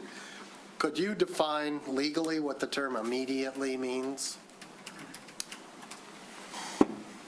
Not explicitly. I mean, based on the conversation, I think we could get there, but I if think you want to could make just a give me motion. direction to say, hey, we want this to come back at the next meeting as an ordinance. We have a motion on the Okay. table. I don't think you can amend the motion until the second is Is withdrawn. withdrawn for the That's first true. motion. And I still think my opinion is we're not at a workable motions. Commissioner Haig, would you like to take a stab? Well, I'll withdraw. don't make the motion, but come up with something that you might make a motion? So going, wait, Hang on. Let's going get back rid of to the the first first one. Yeah, let's motion? get rid of I'll withdraw my second. Excellent. Okay, so now there's no second, there's a motion on the table, but no, unless somebody's else, he doesn't have to withdraw it, right? It won't, there's no second, so There's it'll no die. Okay. Yeah, which is exactly what happened over the last 6 years talking about STRs. Yep. So, to kind of move us forward in a way that feels as though we have the most efficiency and the ability to be able to review this legally, I would like to make a motion requesting the city attorney and the city staff to look into generating language by the next meeting to create a greater level of enforcement over and above the previous motion for the management and control of short-term rentals within the city of Birmingham. Does that sound appropriate? Second. I guess not bad for not a lawyer, right? Do you see any problems with that motion? Just for clarification, and short-term rental being 30 days or less. Short-term rental as Of 30 30 days or less. If that's what the legal definition is, then yes. I'm leaving it broad-based because just in case it does have different requirements, maybe we'll let it say short-term rentals and we leave the 30-day parameter out of it right now. Okay. I would support the resolution. I hope my colleagues will support the resolution. I hope that the public, while it may not satiate you 100%, that you understand that we're trying to move ahead responsibly. And so I will ask us all to limit comment because it's 10 p.m. and we haven't even done the consent agenda yet. So this is not, so if there's any comment from the commission, any comment from the public on the motion, so you're either in favor of it or you're against it, a quick comment, I'm in favor 30 of it. seconds or less. I'm in favor of this motion, and thank you for all your time on this issue. Appreciate it. Thank you, sir. I don't think your motion goes far enough. There's action you can take right now to shut down bad actors. There's action you can take right now to limit the types of guests that get in trouble. There's action you can take right now, and we are willing to work with you and get that done. Action has not been taken when these residents have called with complaints. They've been calling for months, and you already have the tools, and you have not taken action. Okay, thank you very much. We have, I do want to, can you run the 30-second timer? Are you for or against the motion as We're happy to engage I'm against it. with all those ideas. Nothing that we're doing tonight stops us from doing what you might suggest. Any other comments on the motion? Anybody online? We have Narla. Narlu Castellano. I had to put on my glasses. Sorry, Narlu. You are forgiven. I agree in whatever make us go forward next meeting. So next week, I feel a sense of urgency to get appropriate language. I would like to see our attorney really advocate for the residents and the people that have been injured by this shooting. Just because a bullet didn't blow up my daughter's head doesn't mean we're not injured. We are. And we're bleeding and we are suffering. And I appreciate that. The second thing is, like, did we just admitted that no proper records have been kept of our complaints? And so that's one of the fears, that we cannot document what the neighbors have been clamoring for. So that's a little bit redundant to, I think, ask law enforcement to enforce the law. I don't think we need a resolution that asks the police to police. I will address that statement. We have various levels of reporting that the police do, from incident reports to full-blown. We have a former police chief sitting right in front of us. Yeah, there's things called D cards where are complaint forms where they're chief in the room. So it isn't as if we don't document everything. Different It's the detail that we use. And so in some cases, no, we aren't documenting every detail of every complaint, but we are documenting every complaint. Yep. Any other comments from the public? Online, use the raise your hand function. In the room, nothing. Roll call, please. Shuffle the deck. Commissioner Cole? Yes. Commissioner, or Mayor Temper and Mayor Pro Tem Teresa? Yes. Okay. Mayor Ballard? Yes. Commissioner Host? Yes. Commissioner Haig? Yes. Commissioner Kozowski? Yes. Thank you.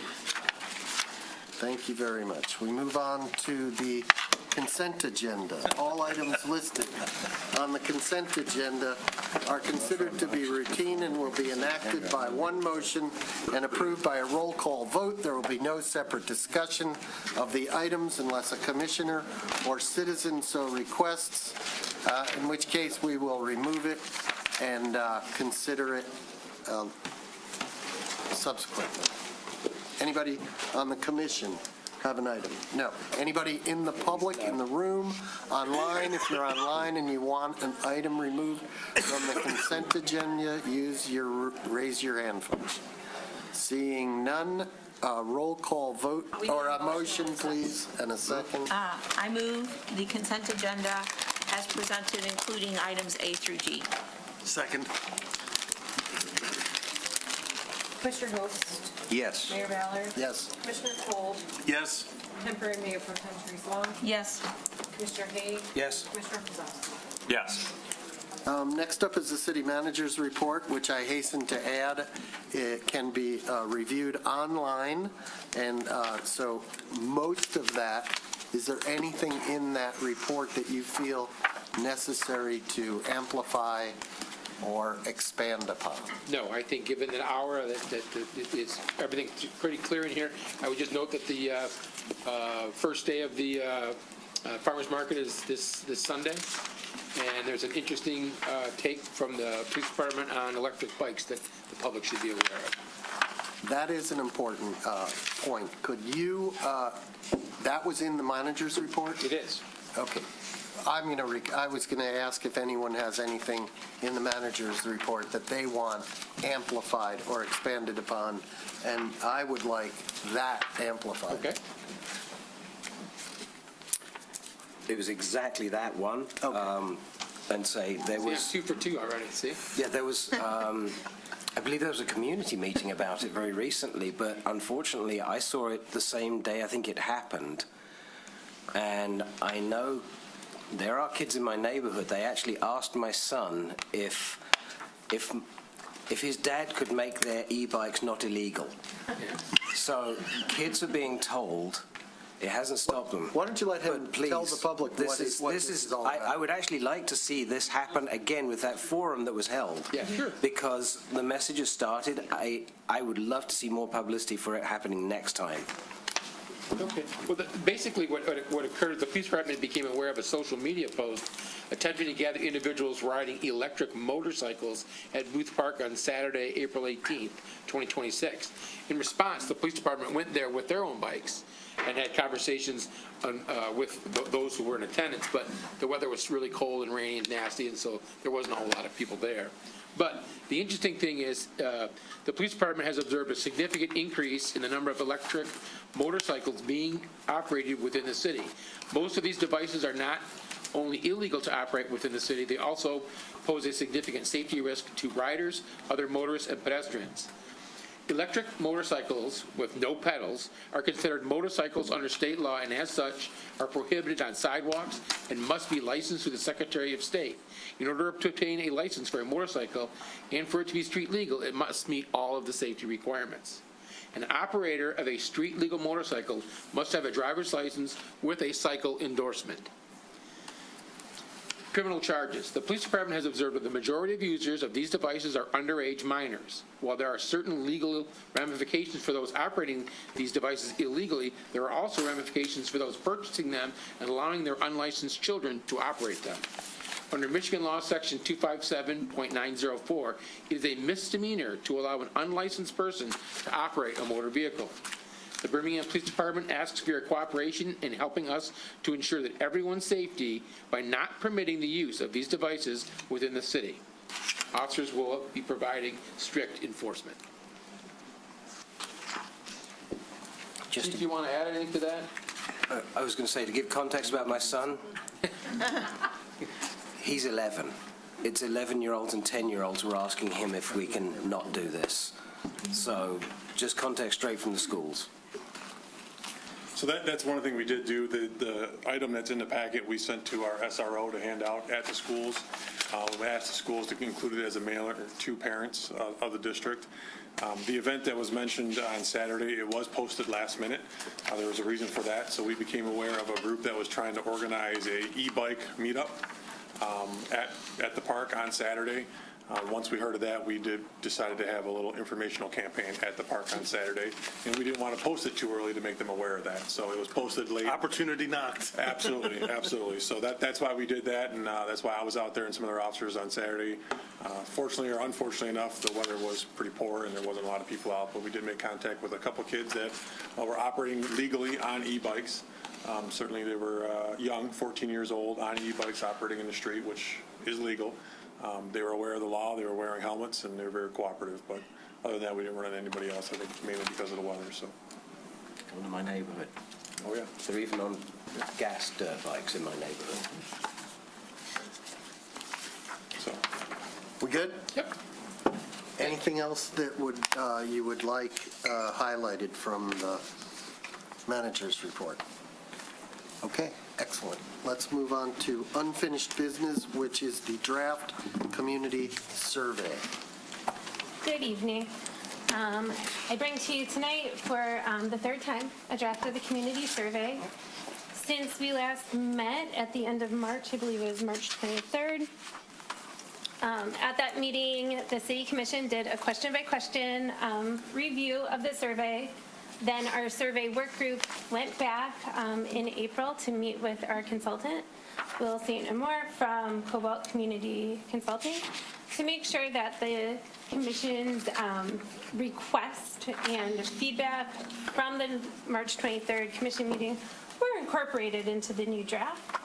And so the work group consisting of 2 resident members, Deb Horner, Andy McMeckham, 2 commissioners, Commissioner Haig, Commissioner Kolb, and city staff, including myself, Mark Clements, Mary Ann Gamboa, Mary Chavez, Melissa Cota, Nick Dupuy. We had a very good meeting, and I'd just like to highlight that this process has been very collaborative, and we have worked together both in this room and in those rooms to bring you what you see today. Should you approve of the questions tonight, the survey will be reviewed for spelling and spacing errors and all of that by our consultant before being sent to a random sample of 2,000 residents.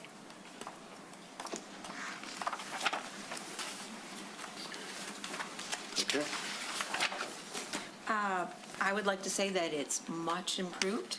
I think that this last iteration is much clearer, much shorter, has a likelihood of producing more understandable, discrete, and actionable information, and I am ready to support it. Commissioner Kozlowski. No offense. No, I agree. I think it's much improved. The only thing that I still am wondering about is like, do we want something about, like we talk about unimproved streets and whether you're willing to pay more? Do we want to just talk about roads and pipes generally? Do you want to pay more? But I'm not going to die on that hill. I think that this is really good. I appreciate all the work everybody's put into it, and I think I'm happy to send this out. All I want to do is apologize for commissioner intervention on this. We wouldn't want the commission to intervene on something before it, would we? I don't understand what that means. What does that even mean? It meant we should have left this as a giant thank you to Melissa, Commissioner Haig, Commissioner Kolb, and Will and his firm. They're the professionals. Commissioner Haig had his hand up. Actually, I'm going to put it this way. I appreciated some of the feedback from the commissioners. Some of it was harsh, but we came up with something much better out of it. And we tried to pay attention to getting it down to as condensed as we could without being meaningless, because there is kind of a sweet spot of length, and we were way too long to begin with. So I'm going to say everybody contributed. Everybody that had a finger in that pie. So Ms. Horner over there was active in it. Assistant city managers both active in it. I feel as though it got a lot better. Is it perfect? No. But what we did agree was, will we ever get to perfection? No. We can whittle away at this forever and we'd still never get there. But if we don't get something out and get some data back, we're not going to learn anything. So the goal for me out of this, and I think Commissioner Colvin may be speaking for him as well, but we talked about this being a repeat process and not a one-time event. We set up a cadence of these because then we can start setting data points and see differences in data. We'll also learn what questions have more value, what don't have value. There'll be core questions in it. So I did appreciate everybody's input. I think, like Melissa said, it was a very productive meeting that we had. Really productive. I felt very good about it and appreciated everybody's input.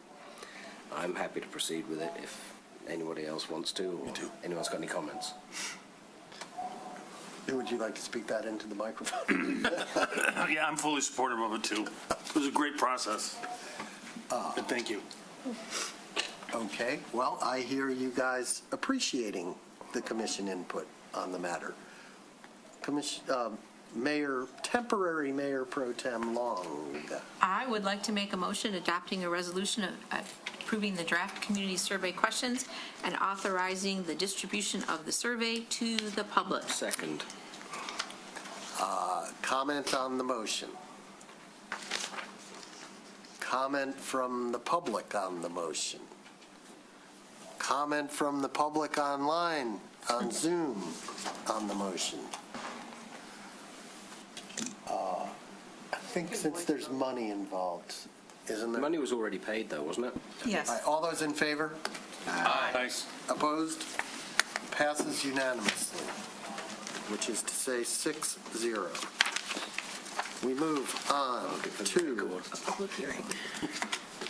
new business, 8A, a public hearing for the confirmation of the role for the 2025-26 asphalt resurfacing program.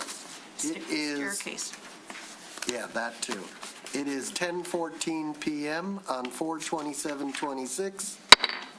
The public hearing is hereby opened. Do we have the engineer, I believe, isn't it? Or is it the finance department? I'm online. Oh, great. Hi, Ryan. Good evening, Mayor and Commissioners. I'm Ryan Katz, Deputy Treasurer.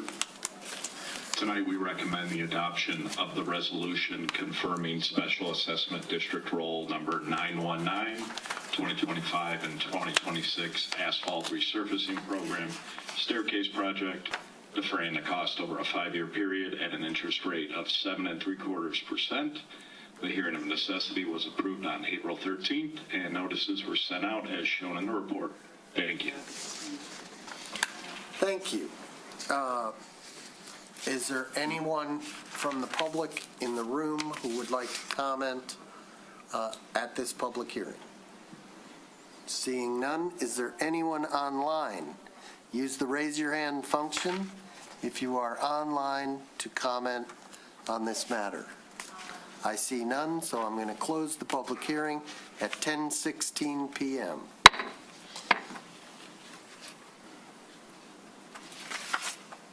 You read the motion?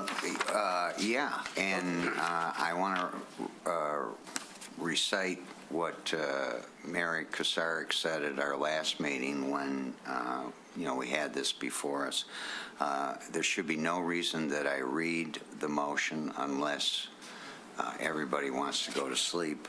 I would like to make the motion that it is as written in our agenda. Does this motion, I'm going to defer to the city attorney. I think the problem that we saw the last time was that there was conflicting numbers between the two, and that's why Ms. Kucharek said that the motion has to be read in totality.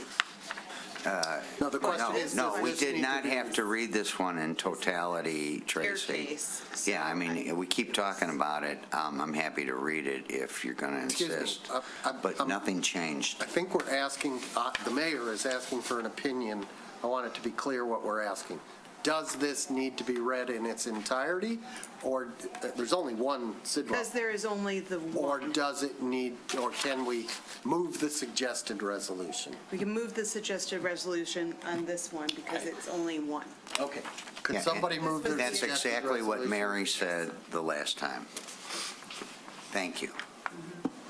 Can I get a motion? I'll make a motion to move the suggested commission action as documented on pages 488, 489, with the maps on 490 and the address on 491 of tonight's commission package. Thank you. Second? Do we have a second? I said second. Okay, we have a motion and a second. Any comment on the motion? From the public, online, seeing none, roll call, please. Mayor Ballard? Yes. Commissioner Kolb? Yes. Temporary Mayor Pro Tem Wall? Yes. Commissioner Kozowski? Yes. Commissioner Page? Yeah. Commissioner Host? Yes. We move to item B, the Police Department renovation expansion. Chief Gruey. Yes, good evening. I'm here before you for the renovation expansion project to go over the designs of the Sallyport. And I apologize, I had it downloaded on the computer, but I don't see it here now, so give me 1 second. I'll bring it back up.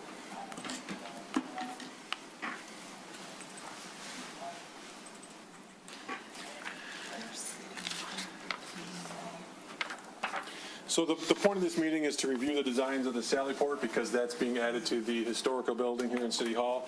But I thought I'd take this opportunity to show you some of the other parts that are being done, the garage expansion at DPS, and I do have the interior floor plans that are being done for the interview room and dispatch expansion.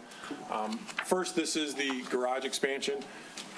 The current building right now, this garage is our evidence garage. This area here is our long-term evidence storage. Next to this is where we used to have the old animal control, the dog run area. So if you've been over there, you've seen like the fenced-in green tarp around it and some shrubbery. So this is a space that was always operated or controlled by the police department. The expansion would be this building here, this garage space. The design idea was to try to just match what's going on over at DPS already. If you've been at DPS recently, you've noticed they're changing some of the garage doors to like a black garage door. They're in a process of changing them all over, so these will match that new black garage door in the future. This just shows kind of what's there currently. This is a side picture of that, just to match the cinder block, and then the second story of that to match what you see with the existing buildings over there. So I just wanted to show you these quick. I don't know if there was any questions on that, if you want me to move on, or any questions at the end? This is a two-story building, right? It is a two-story, correct. So initially, when the Sallyport was taken to the Historic Design Commission, this was the design that was presented by NDC, or yes, for the architectural drawings of that. This is what they reviewed. Initially had some comments and thoughts about the Sallyport. This is, just to clarify, this section right here is the new Sallyport design. It was designed to pretty much match the existing building.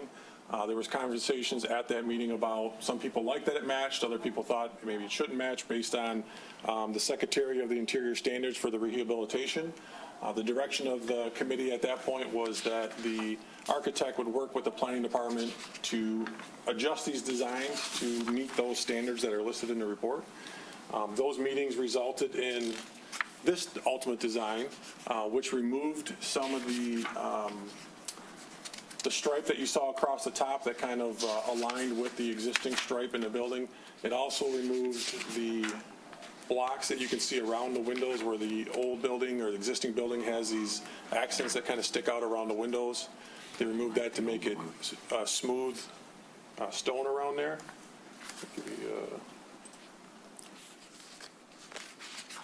It shows up a little bit better on the side image there with the windows. So after meeting with the planning department, those were the recommendations, so that when you look at this new building being added to City Hall, you can see the slight design differences in that to know that it's not part of the existing building. Also the flat roof, that it doesn't match the existing slate roof. And then lastly, I just wanted to show you the floor plans. This is the addition of the dispatch expansion and the interview room. So here it shows the new Sallyport's location. When you come in the enclosure here, this is our existing booking room with our jail cells to the bottom. Off to the right here will be that new interview room, which will give us direct access from the booking room right into this secured area. If we had somebody in custody we need to interview, we'll no longer have to transport them through clerical and through the public area of the building to an interview room in our basement. This up here is our new dispatch center. Currently, there's a wall that separates the room right here. Everything in this area right now is an IT closet. So this opens up this space, that this will become our operational space for dispatch, allowing you to have an area to eat lunch or break off to the sides by still staying in the dispatch center. It also gives an area for the dispatch manager to have a desk location within the dispatch center. So if he's needed in a crisis, he's in the room versus right now his desk is actually outside the dispatch center. So I know it's quick, I know it's late. If you have any questions, I'm certainly happy to entertain those. Very good report. Thank you. Any questions? Commissioner Hay. Utterly random question.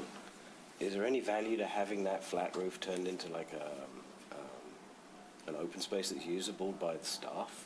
Just like lunch space for nice weather? So that would be a whole additional construction project on top of that? Yeah. And you're blocking windows that are already upstairs, so. It's all right, like I said, it's random. So although the design is shown with exactly matching brick, I'm going to assume that you will not be able to exactly match the brick on this historic building. And so therefore, there will be also some additional slight delineation from the historic structure by the color or the size of the brick, which will also be closer to the SHPO standards. That's correct, and actually I just changed this picture to show you that this was an expansion done probably 30, 35 years ago. Mm-hmm. And if you go out there now and look at that brick, you can see a slight difference in color from the existing building, from the original building. So there'll probably be a similar case to this, yeah. But it's a very, very small addition, so I personally am not concerned. It's small, and it may not, frankly, last forever if we do other things in other places. So I'm happy to support it. I'm curious about that comment. There was some implication in there, and I'm not sure what it was. That it would be like we demolish it? I think it'd make a great garage for a scooter, or a bicycle, or We've got two motorcycle. It is, in proportion to the rest of the building, it is an insignificant amount of square footage.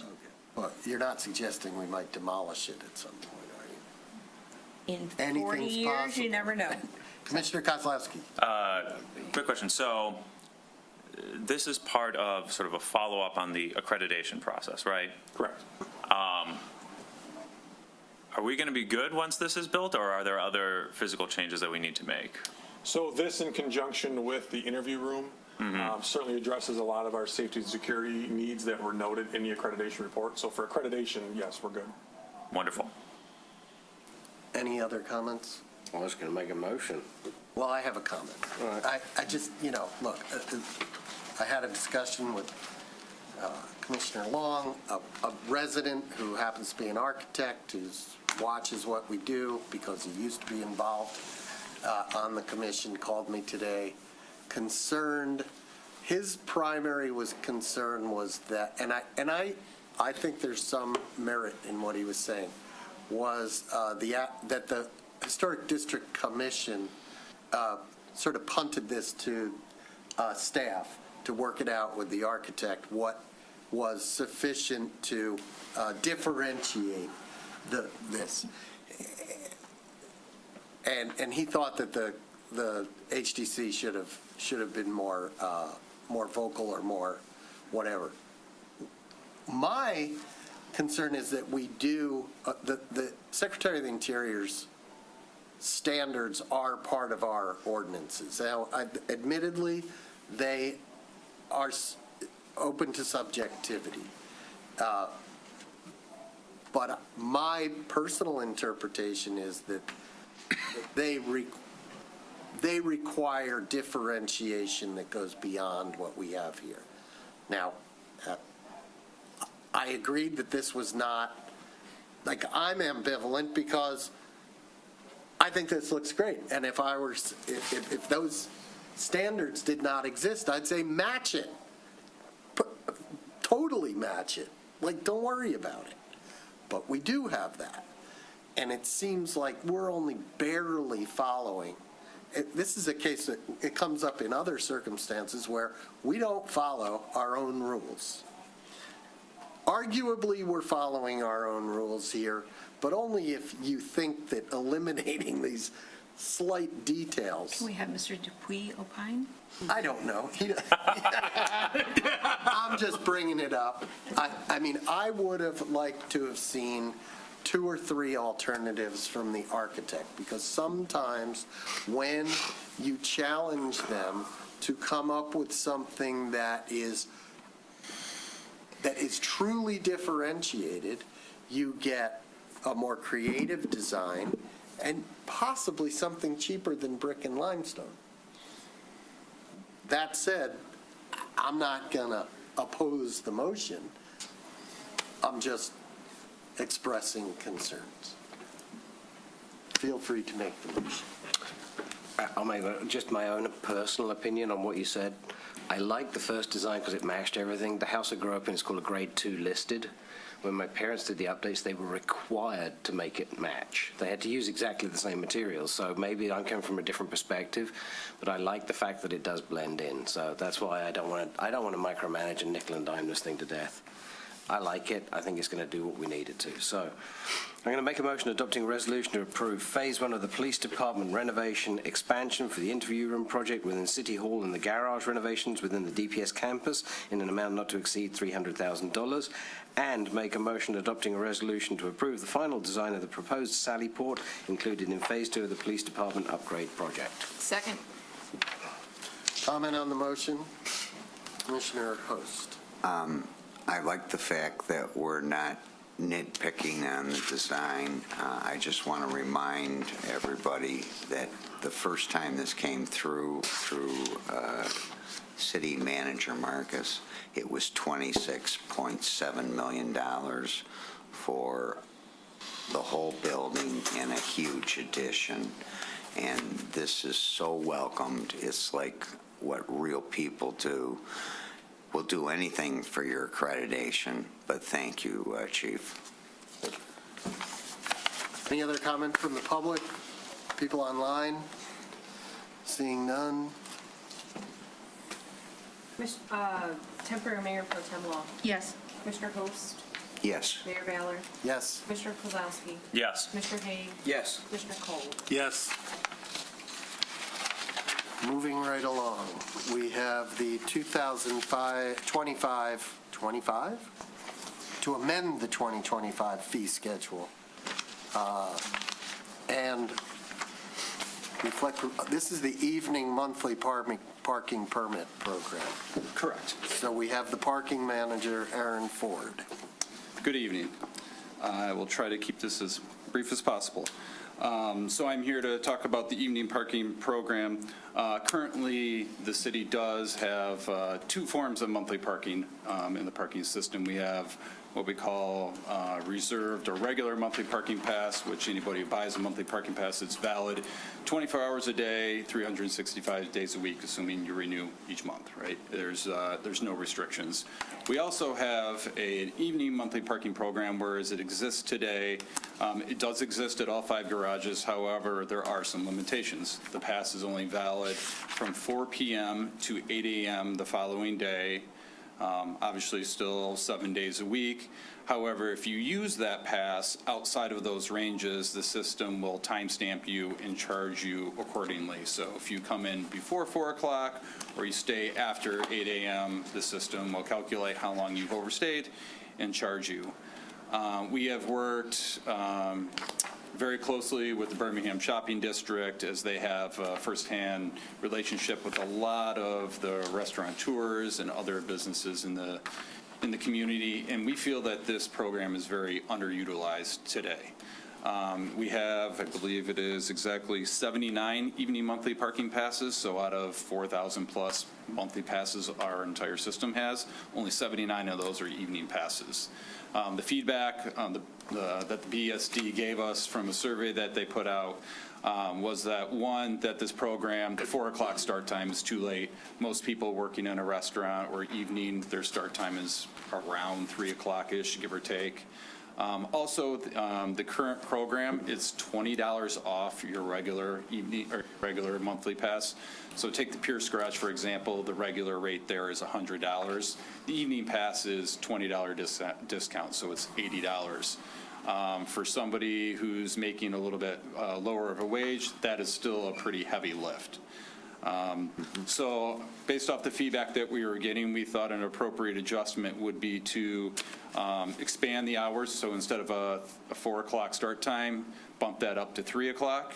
You'll see there's some charts there. We are not concerned with the 3 o'clock time frame with capacity issues at 3 o'clock.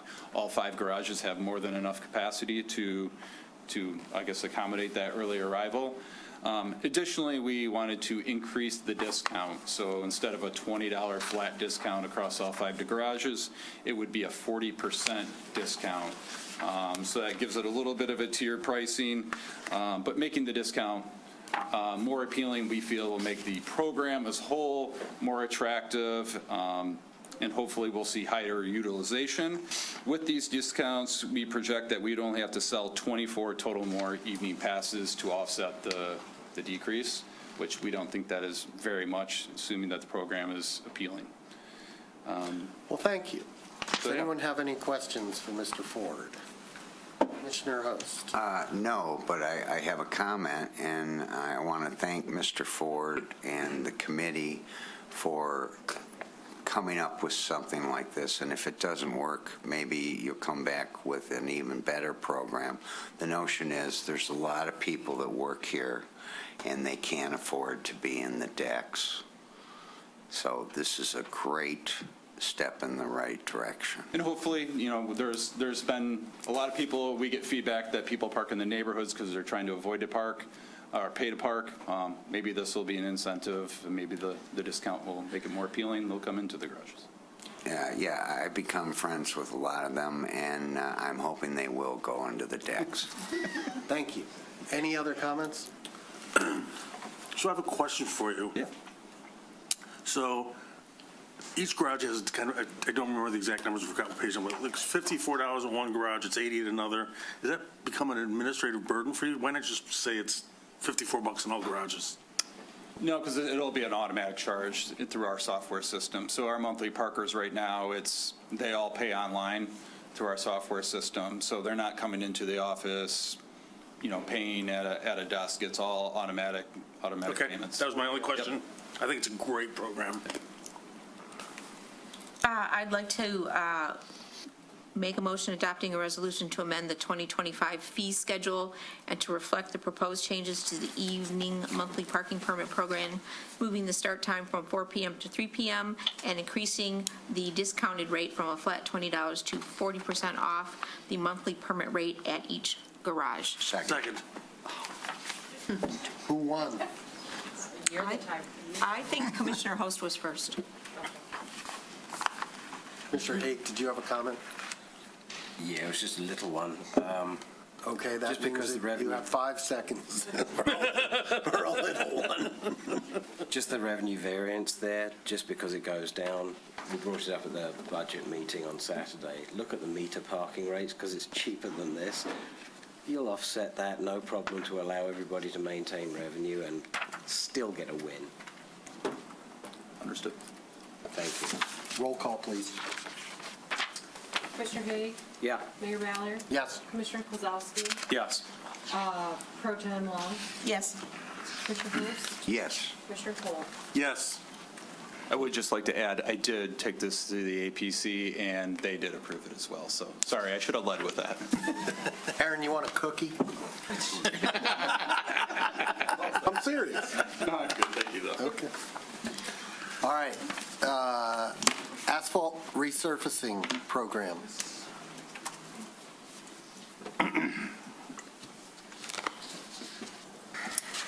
Good evening, Commissioners. Would like to remind you, we have the report. We've all read the report. Okay. So the engineering department recommends that the 2025 and 2026 asphalt resurfacing program be awarded to Al's Asphalt for $2.4 million. We think that they're very qualified contractors, and they did a great job at the Willits and Bates project in 2025.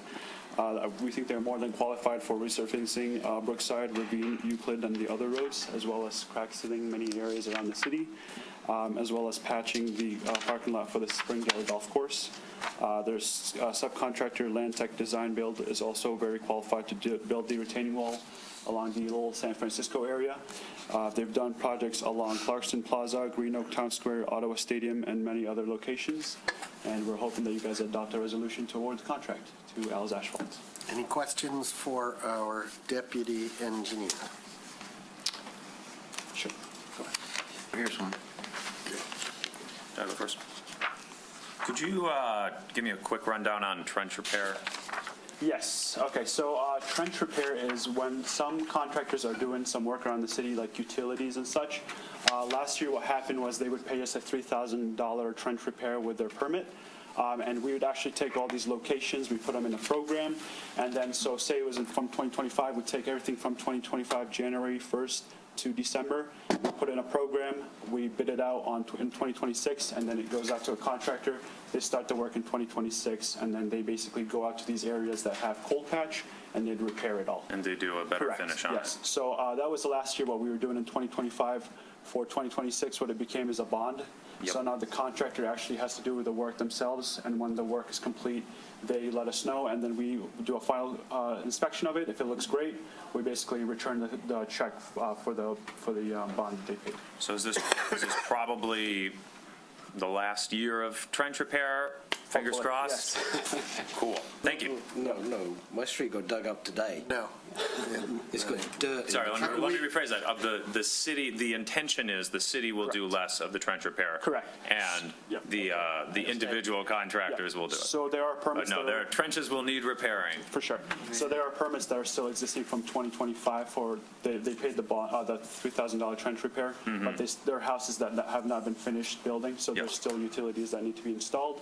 Once those are installed, and then they will do the trench repair for those, and then we should be all done for next year, hopefully. Excellent, thank you. Motion? Here.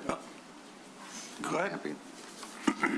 I'll make a motion adopting the resolution to award the 2025 and 2026 asphalt resurfacing program project contract number 2-25 parentheses P and number 2-26 parentheses P to Al's Asphalt in the amount of $2,182,392.90 plus a 10% construction contingency for a total of $2,400,632.19. In addition, to authorize the mayor and the clerk to sign the agreement on behalf of the city contingent upon execution of the agreement and meeting all the insurance and bond requirements by Al's Asphalt. Second. Comments? Public? Online?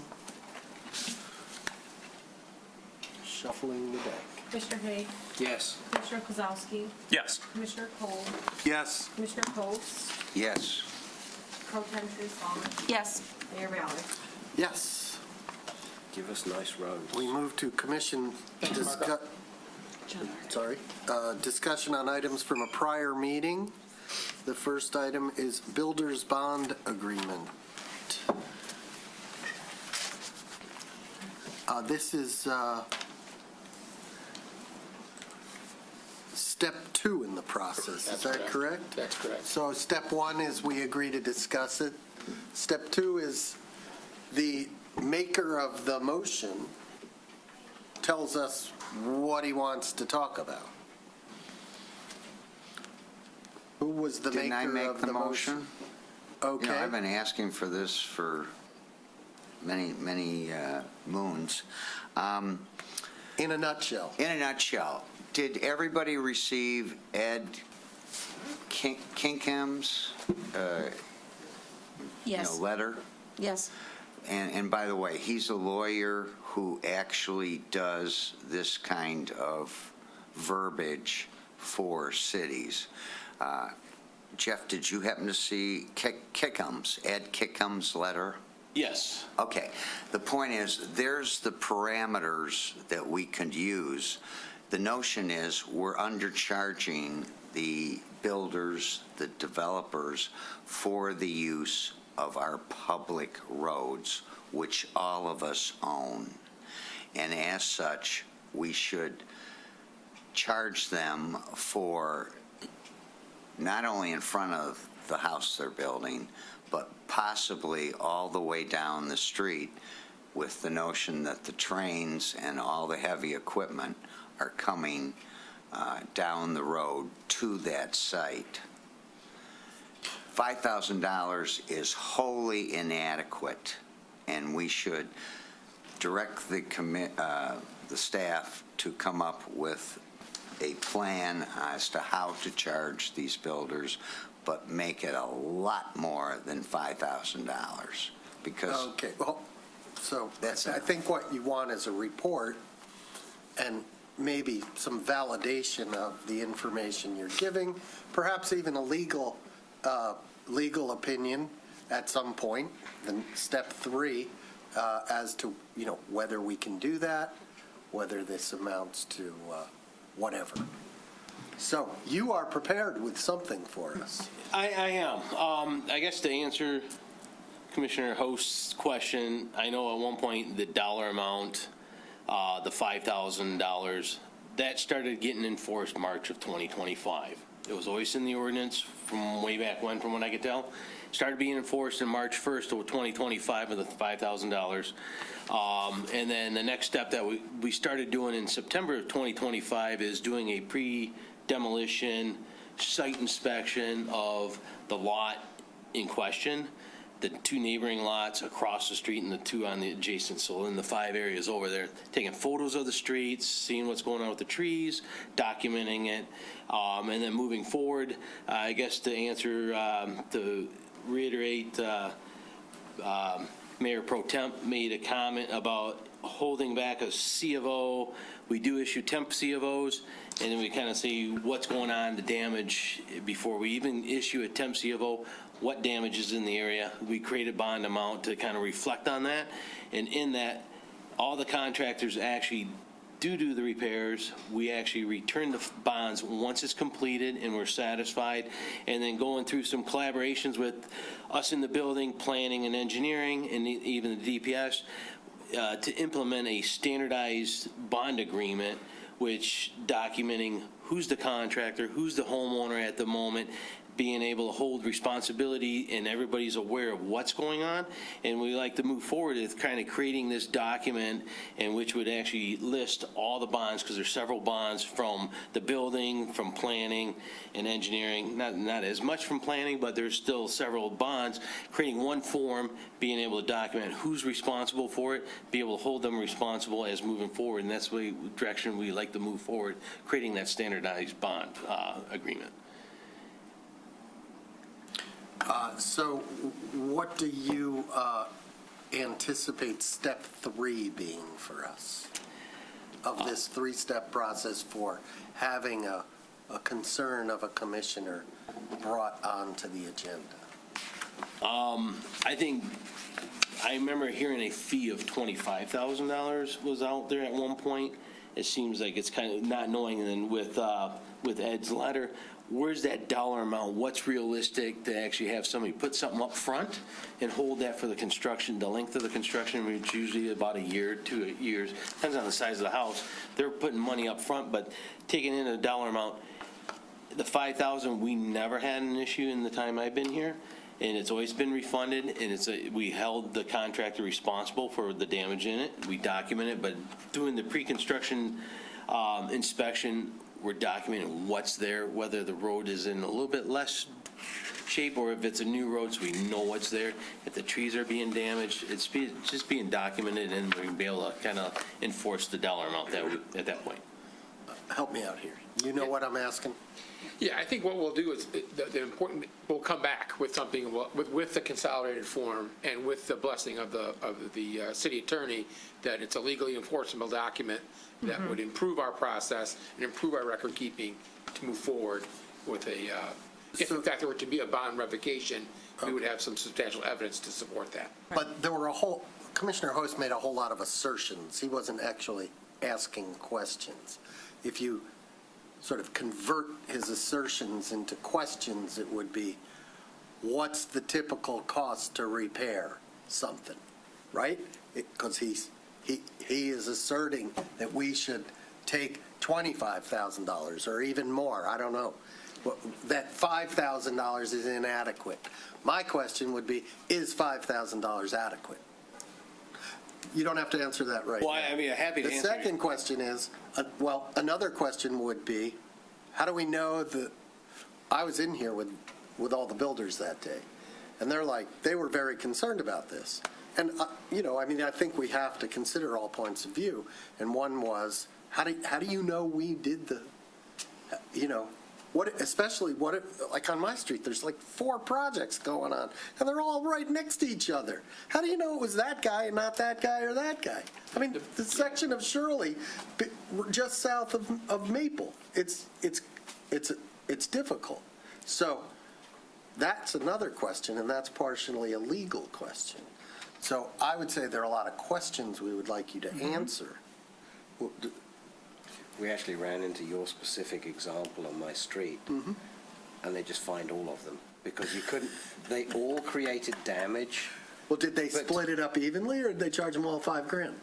I forget what the charge was, but everybody was charged. And then when the road was actually re-cape sealed, all of the residents on that stretch of the street, it was across the road from me, I didn't get this, they all got credit for the amount that those 4 properties had paid into that re-cape sealing. What do you do with the dough? Do you offset specifically a future? for the unimproved? Right. Yeah. So these were all the questions that we brought up when we met together. Okay. That would have to be resolved. Okay. The key being obviously what you talked about. How do you prove that? Right. In my experience, and Jeff, correct me wrong if I'm wrong, the only times we've been actually able to carry through on this is either A, a citizen saw it happen and could be a witness, or B, code enforcement or someone else happened to be there, or building official or engineering, and saw it occur. Other than that, it's all speculation, and from that point forward as to who did the damage to the street. So that's That's a huge issue that we have to discuss and see if there's any recollection. Well, it's almost like the short-term rental situation. We're relying on citizens to report stuff, to use their cell phone cameras, right? Whatever. So do we need a motion to direct them to come back? But can you set some expectation as to when you plan to bring this back to us? I mean, maybe a couple meetings from now? I mean, let's get through the Take the time you need. Right. Right, I mean, it's going to take a little bit of City manager would time. say, I can't tell you, right? Yeah. But within a year, right? Oh, absolutely. Yeah, and I would note that Mr. Kickham's email is more rhetorical than it is prescriptive. He said, you could do this, but I don't know, you could do this, I don't know, we could charge that, it may be too much. Depends on what you can document and what you can prove, which is exactly the questions we're asking you. That was going to be my point when talking about Mr. Kickham's email. Great, all of those things are completely subjective. I mean, I think even if you say it's a new house or a renovation, or even if it's a patio, there are trucks on the same, each of these projects, whether it could be a patio, do you say a new house is more? Do you do a patio being less? I mean, they've still got trucks, still be the same damage. It's just monitoring it and documenting the roads as they are in the condition that they are. I think realistically, to not put a burden on this, we need to really understand the condition of everything around there, because you set parameters as, like plus minus 2 houses around it, which is, it's good. Again, I use the example of my street. It got torn up by cement trucks that were staging at the complete other end of the street. I mean, like 40 houses away, but they parked so much in there that there were 6-inch deep grooves in the street. I mean, it was bad. You probably know what I'm talking about. Oh, they're heavy trucks. They were bad, but it wasn't adjacent to. Okay, So we need to move along. they just need to take a general survey is what I'm trying to say. I got the direction. Thank you. Yep. All right, we're moving on to commission. Well, resolution regarding short-term rentals, we already covered. So item F, commission items for future discussion. Commissioner Kozlowski. I just wanted to bring this up. We discussed it earlier during public comment, and I thought Assistant City Manager Clemens did a good job of talking about the situation on Wimbledon. It has been, as people noted, many, many months, oftentimes of pretty horrifying conditions up there, to be honest. And I think that it behooves us to be maximally vigilant on this project as it goes forward, both for the rest of Phase 1 and for the rest of Phase 2. And so I would like to move to receive a report from staff at each subsequent regular meeting regarding the construction on Wimbledon. I would second that. I'm not sure that's appropriate at this, look, this three-step process, that's not a three-step process, right? You just want, I mean, if we will accept it as direction to staff. I think we've done it before, and I think, we can make it a staff report under reports that you'll be updated on a commission meeting update. Okay. Not a hard thing to do. Assuming there's a couple weeks, like, do you want an update? We just got one. You want one next Monday? Because we got a meeting next. Probably. I mean, people are expecting, people are expecting people to come out. Okay They're with not that? coming out. We think they are. We think they're not. And I don't know. These are my neighbors, and I don't know what to tell them. Okay, hold on. Yeah. He's got the direction. Do we really need to comment? It was just an addition to that he asked for, and it was touched on earlier as well. I would like to see the outcome of the things gone right, things gone wrong analysis, because it went really wrong, and we need to learn the lessons. Okay, I'm not sure that needs. That's tied into what he's talking about. I mean, you basically want to throw a bunch of people under the bus. I'm not. I'd be happy to know that some lessons have been learned. For purposes of potential litigation, I would suggest that we don't go through that path. But I can definitely do a weekly or a bi-monthly. That would be great. I mean, I want to be able to keep people informed accurately about what's going on there, and make sure that we as a commission are doing everything we can. Yeah. Given what we've experienced tonight in the project, it's a good idea for the commission to know that. Excellent. Just a question to staff or direction to staff. I recall that the last time we talked about Wimbledon Phase 1, the commission asked to be provided with the packet that goes to the residents for the resident meetings, and I understand there's a meeting for Phase 2, and so I would like to see the packet. That's for Wednesday night. Yeah, I would like to see the packet. I will see that you all get a copy. Thank you. Okay, I need a resolution to meet in closed session. Item G. I'd like to make, excuse me.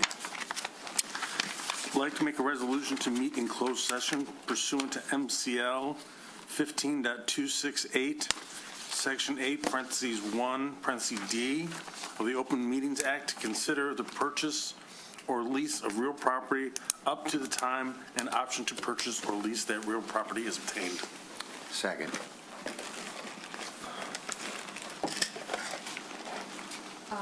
Councilmember Pro Tem Long. Yes. Commissioner Kozowski. Yes. Commissioner Kolb. Yes. Mayor Ballard. Yes. Commissioner Haig. I assume I'm recused. Commissioner Post. Yes.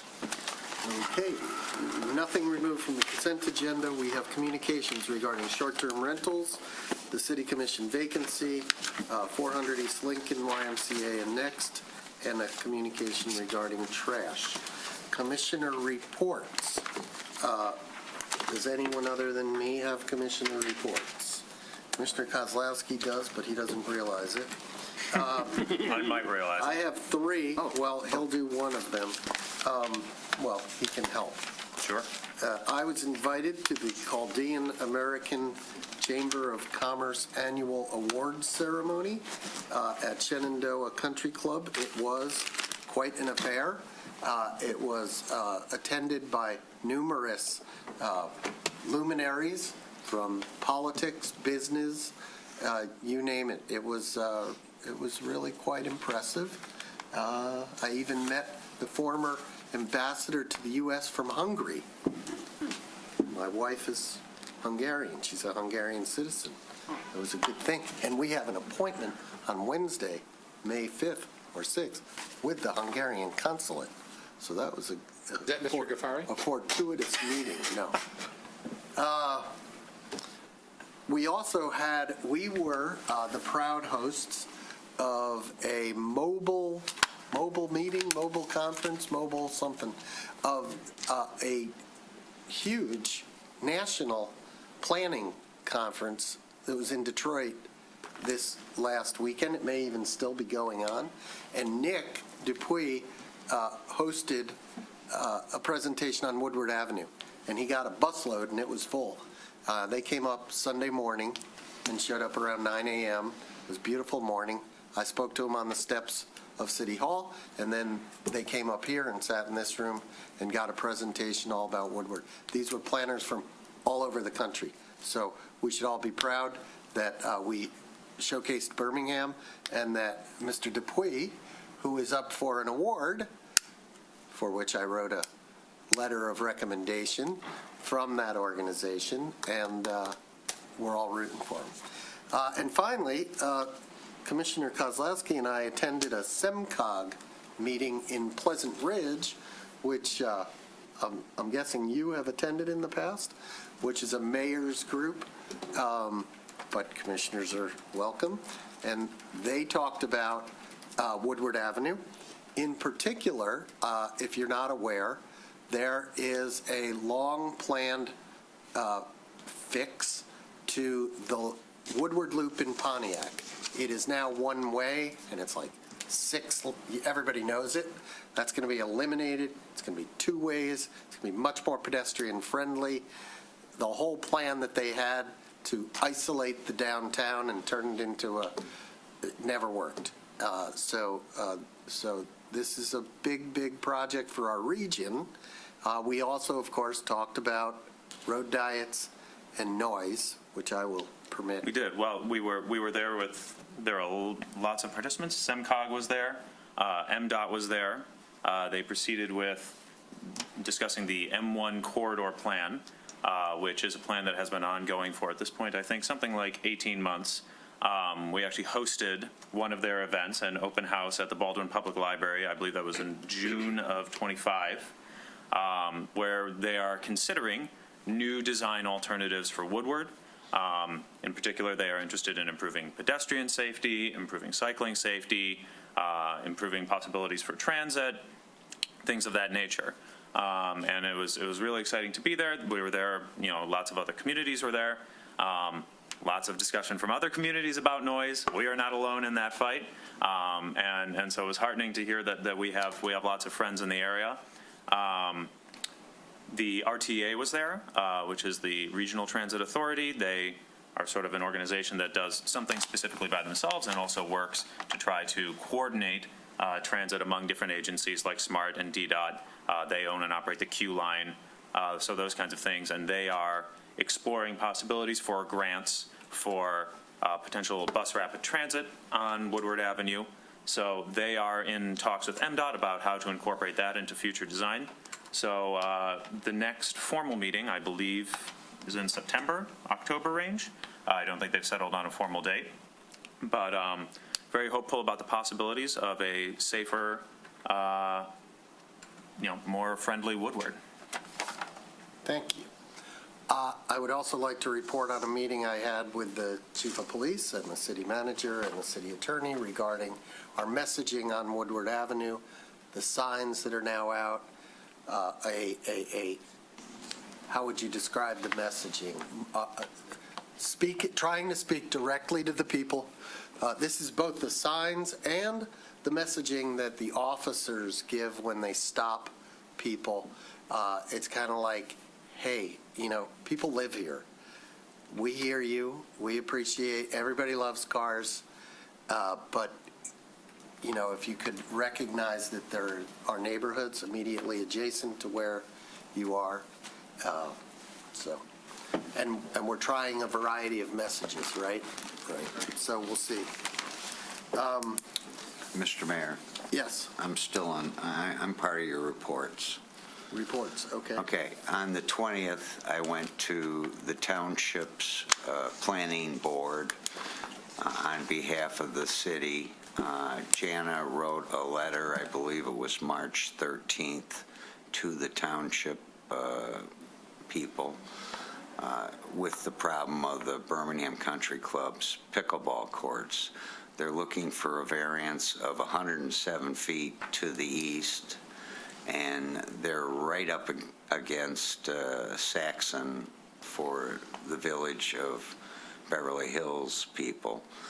But I was there on behalf of the Birmingham Farms people who are very close to where these courts will be put in. And I pointed out to the planning board that the variances are asked on a non-conforming use, which is the tennis courts and the paddleball courts that are already existing. They voted down the motion to allow them to go ahead. And then they did something that I've never seen before, and that is they made a motion to table it after they voted it down. And that will be May 4th. I hope it's not, because I have to be here. But the tabling allowed Birmingham Country Club to come back with more, a better plan, a better decimal sound rating. And I just share with you, all of their drawings are beautiful, but they don't show the houses on Saxon or the houses on Norfolk. The point is they purposefully do not show how close they are to residential neighborhoods. Thank you. Any other commissioner reports, commissioner comments? Right here. Okay. Commissioner comment. Today about 1 o'clock, I wrote the city clerk, the city attorney, and the city manager, and I said, why isn't my letter of April 16th in the communications? And I did not get a response. I put a letter at everybody's seat. I wrote it I think I got it in at 4 o'clock on the 16th, and here it is not in the communications. Neither is Mary Kasarik's response that discussion is not actionable or something like that. And I wrote her back and said, this has nothing to do with discourse. Discourse has nothing to do with my letter. And then I got a little tiny thing from the mayor, but none of this is in communications. And I wonder if that's on purpose or just all a mistake. Well, I guess my response to that would be that we don't typically put emails from city commissioners into communications. That is not a thing that I've ever seen. Communications is when someone from outside, a resident, sends us a communication about one of these topics, and we put those in. Now, my understanding is that we are going to soon be talking about our policy for publishing those, whether we only publish them on request or we publish them as a matter of course, or we put them on a website somewhere but don't put them in, and just link to them the way we link to the manager's report or future agenda items. But never in my 25 years do I recall that an email from a city commissioner to the city manager would be published in the agenda. But thank you for your comment. We're going to move on to legislation, advisory boards, committees, commission report, nothing. Legislation, city staff, we have a flock safety camera staff report from the Chief's here. chief, who has patiently waited. And he, at my request, I think, provided the agreement. And I'm sure if this was a full agenda item earlier in the meeting, we would have some people here to ask questions and comment, but right now, it's just us. So come on up.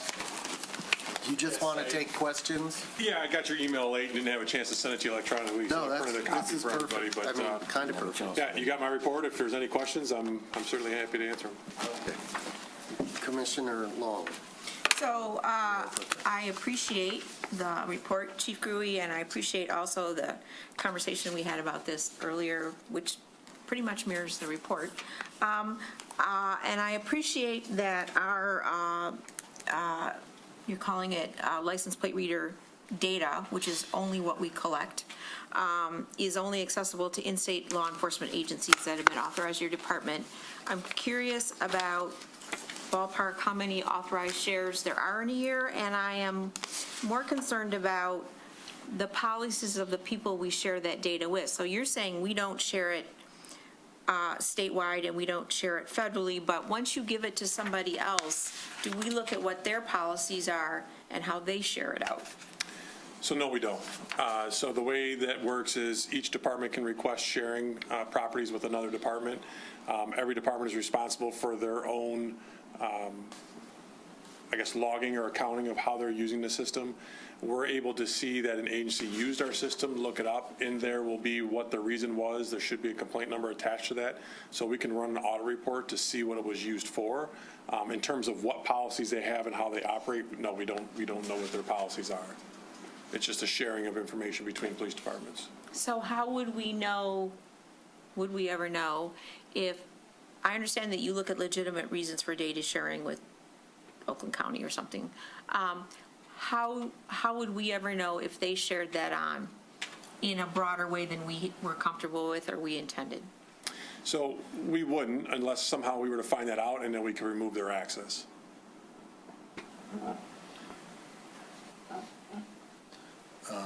Any other questions? I have a couple of questions, and it's late, and I don't think this is the last of this. But this contract, I noticed, is not signed by the mayor. went looking for it to see if the city commission approved it. I couldn't find it in any agenda. What is the, So it was part of the budget that was approved by the commission to install flock cameras. I believe it was the 23-24 budget when it first started. So it was in the budget for an approval. It falls below the guidelines to have to come to the commission for the purchase. That's why it's signed by the city manager and the city attorney. and what does it cost? I think it says in there, off the top of my head, I think it's under 20 grand. Okay. 19. So, do you understand the concerns of the people who are concerned about this, about privacy, about surveillance? Do you understand? I completely understand the concerns. I can tell you that I have not seen any wrongdoing in the system. I have not seen any evidence of wrongdoing. I can tell you that we run an audit on ours every year. We did a separate, like a 3-month audit from the last time, just to check the last 3 months. I wrote that in the report. Every use that we have is documented with a complaint number and documented with a reason. The benefit that we get from them is amazing. I think it has a direct impact on the crime that we're having. I think it has a direct impact on our ability to catch criminals. Not only that, but I also documented in there issues where we're finding people that are suicidal. We're finding dementia patients that have wandered away from home. It's been very useful and a very successful tool in law enforcement, probably one of the more successful tools we've seen in years. Advancements in our ability as police officers to locate people, catch criminals, find those that are missing and in need. So I was curious, all those cases had to involve a car with a license plate, right? Correct. Okay. Correct. It's not like you're seeing a person wandering. All of them involve a car with a license plate. Okay. I mean, like I said, it's one of the greatest tools that has come around in a long time in law enforcement for us to locate these people.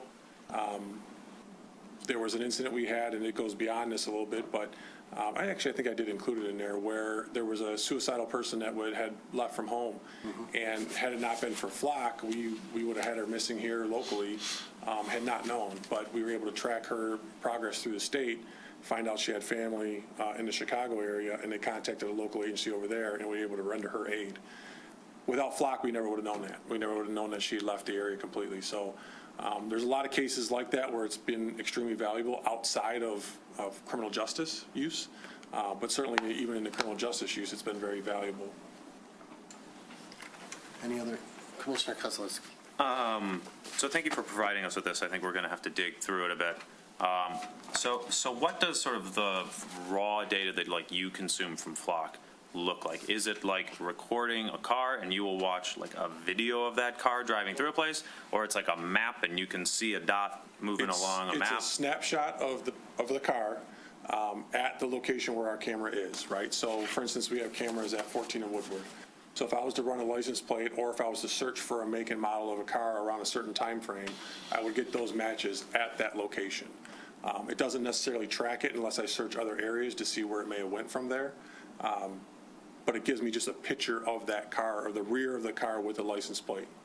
Okay, so to our knowledge, what it is doing is it is taking photos of cars, reading the license plate, and then sort of stitching together the knowledge from those photos to give you some kind of tracking of a vehicle. Not necessarily. Not necessarily. It'll just tell me that it was there at that point in time. If I want to do a further search and try to track it at other cameras, we can do that. Okay, so, but what it is storing is basically, I saw this license plate at this location at this time. You got a database full of that stuff, Picture and the you can rear of the search it car, however that's you it. want to. Correct. Okay.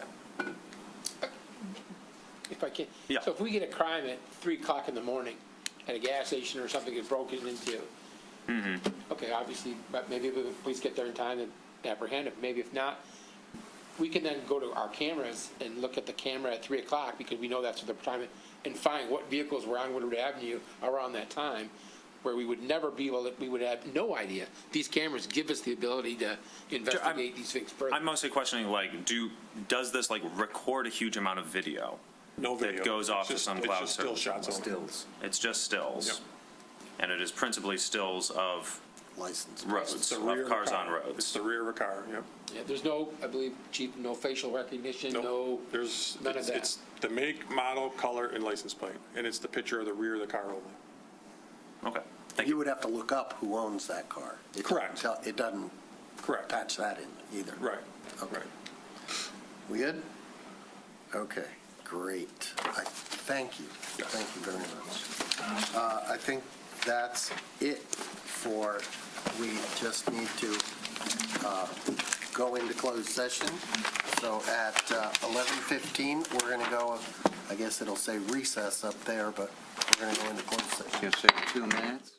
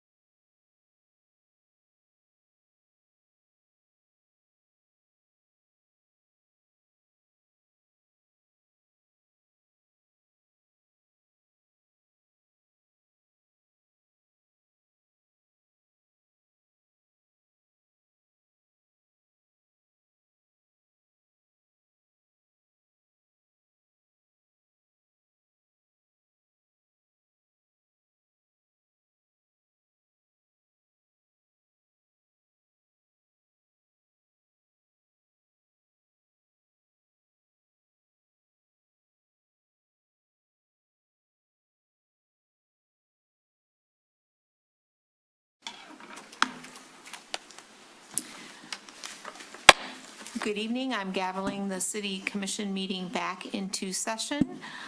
We have completed our closed session. We have nothing to report. May I have a motion to adjourn? Motion to adjourn. All in favor? Aye. Meeting adjourned.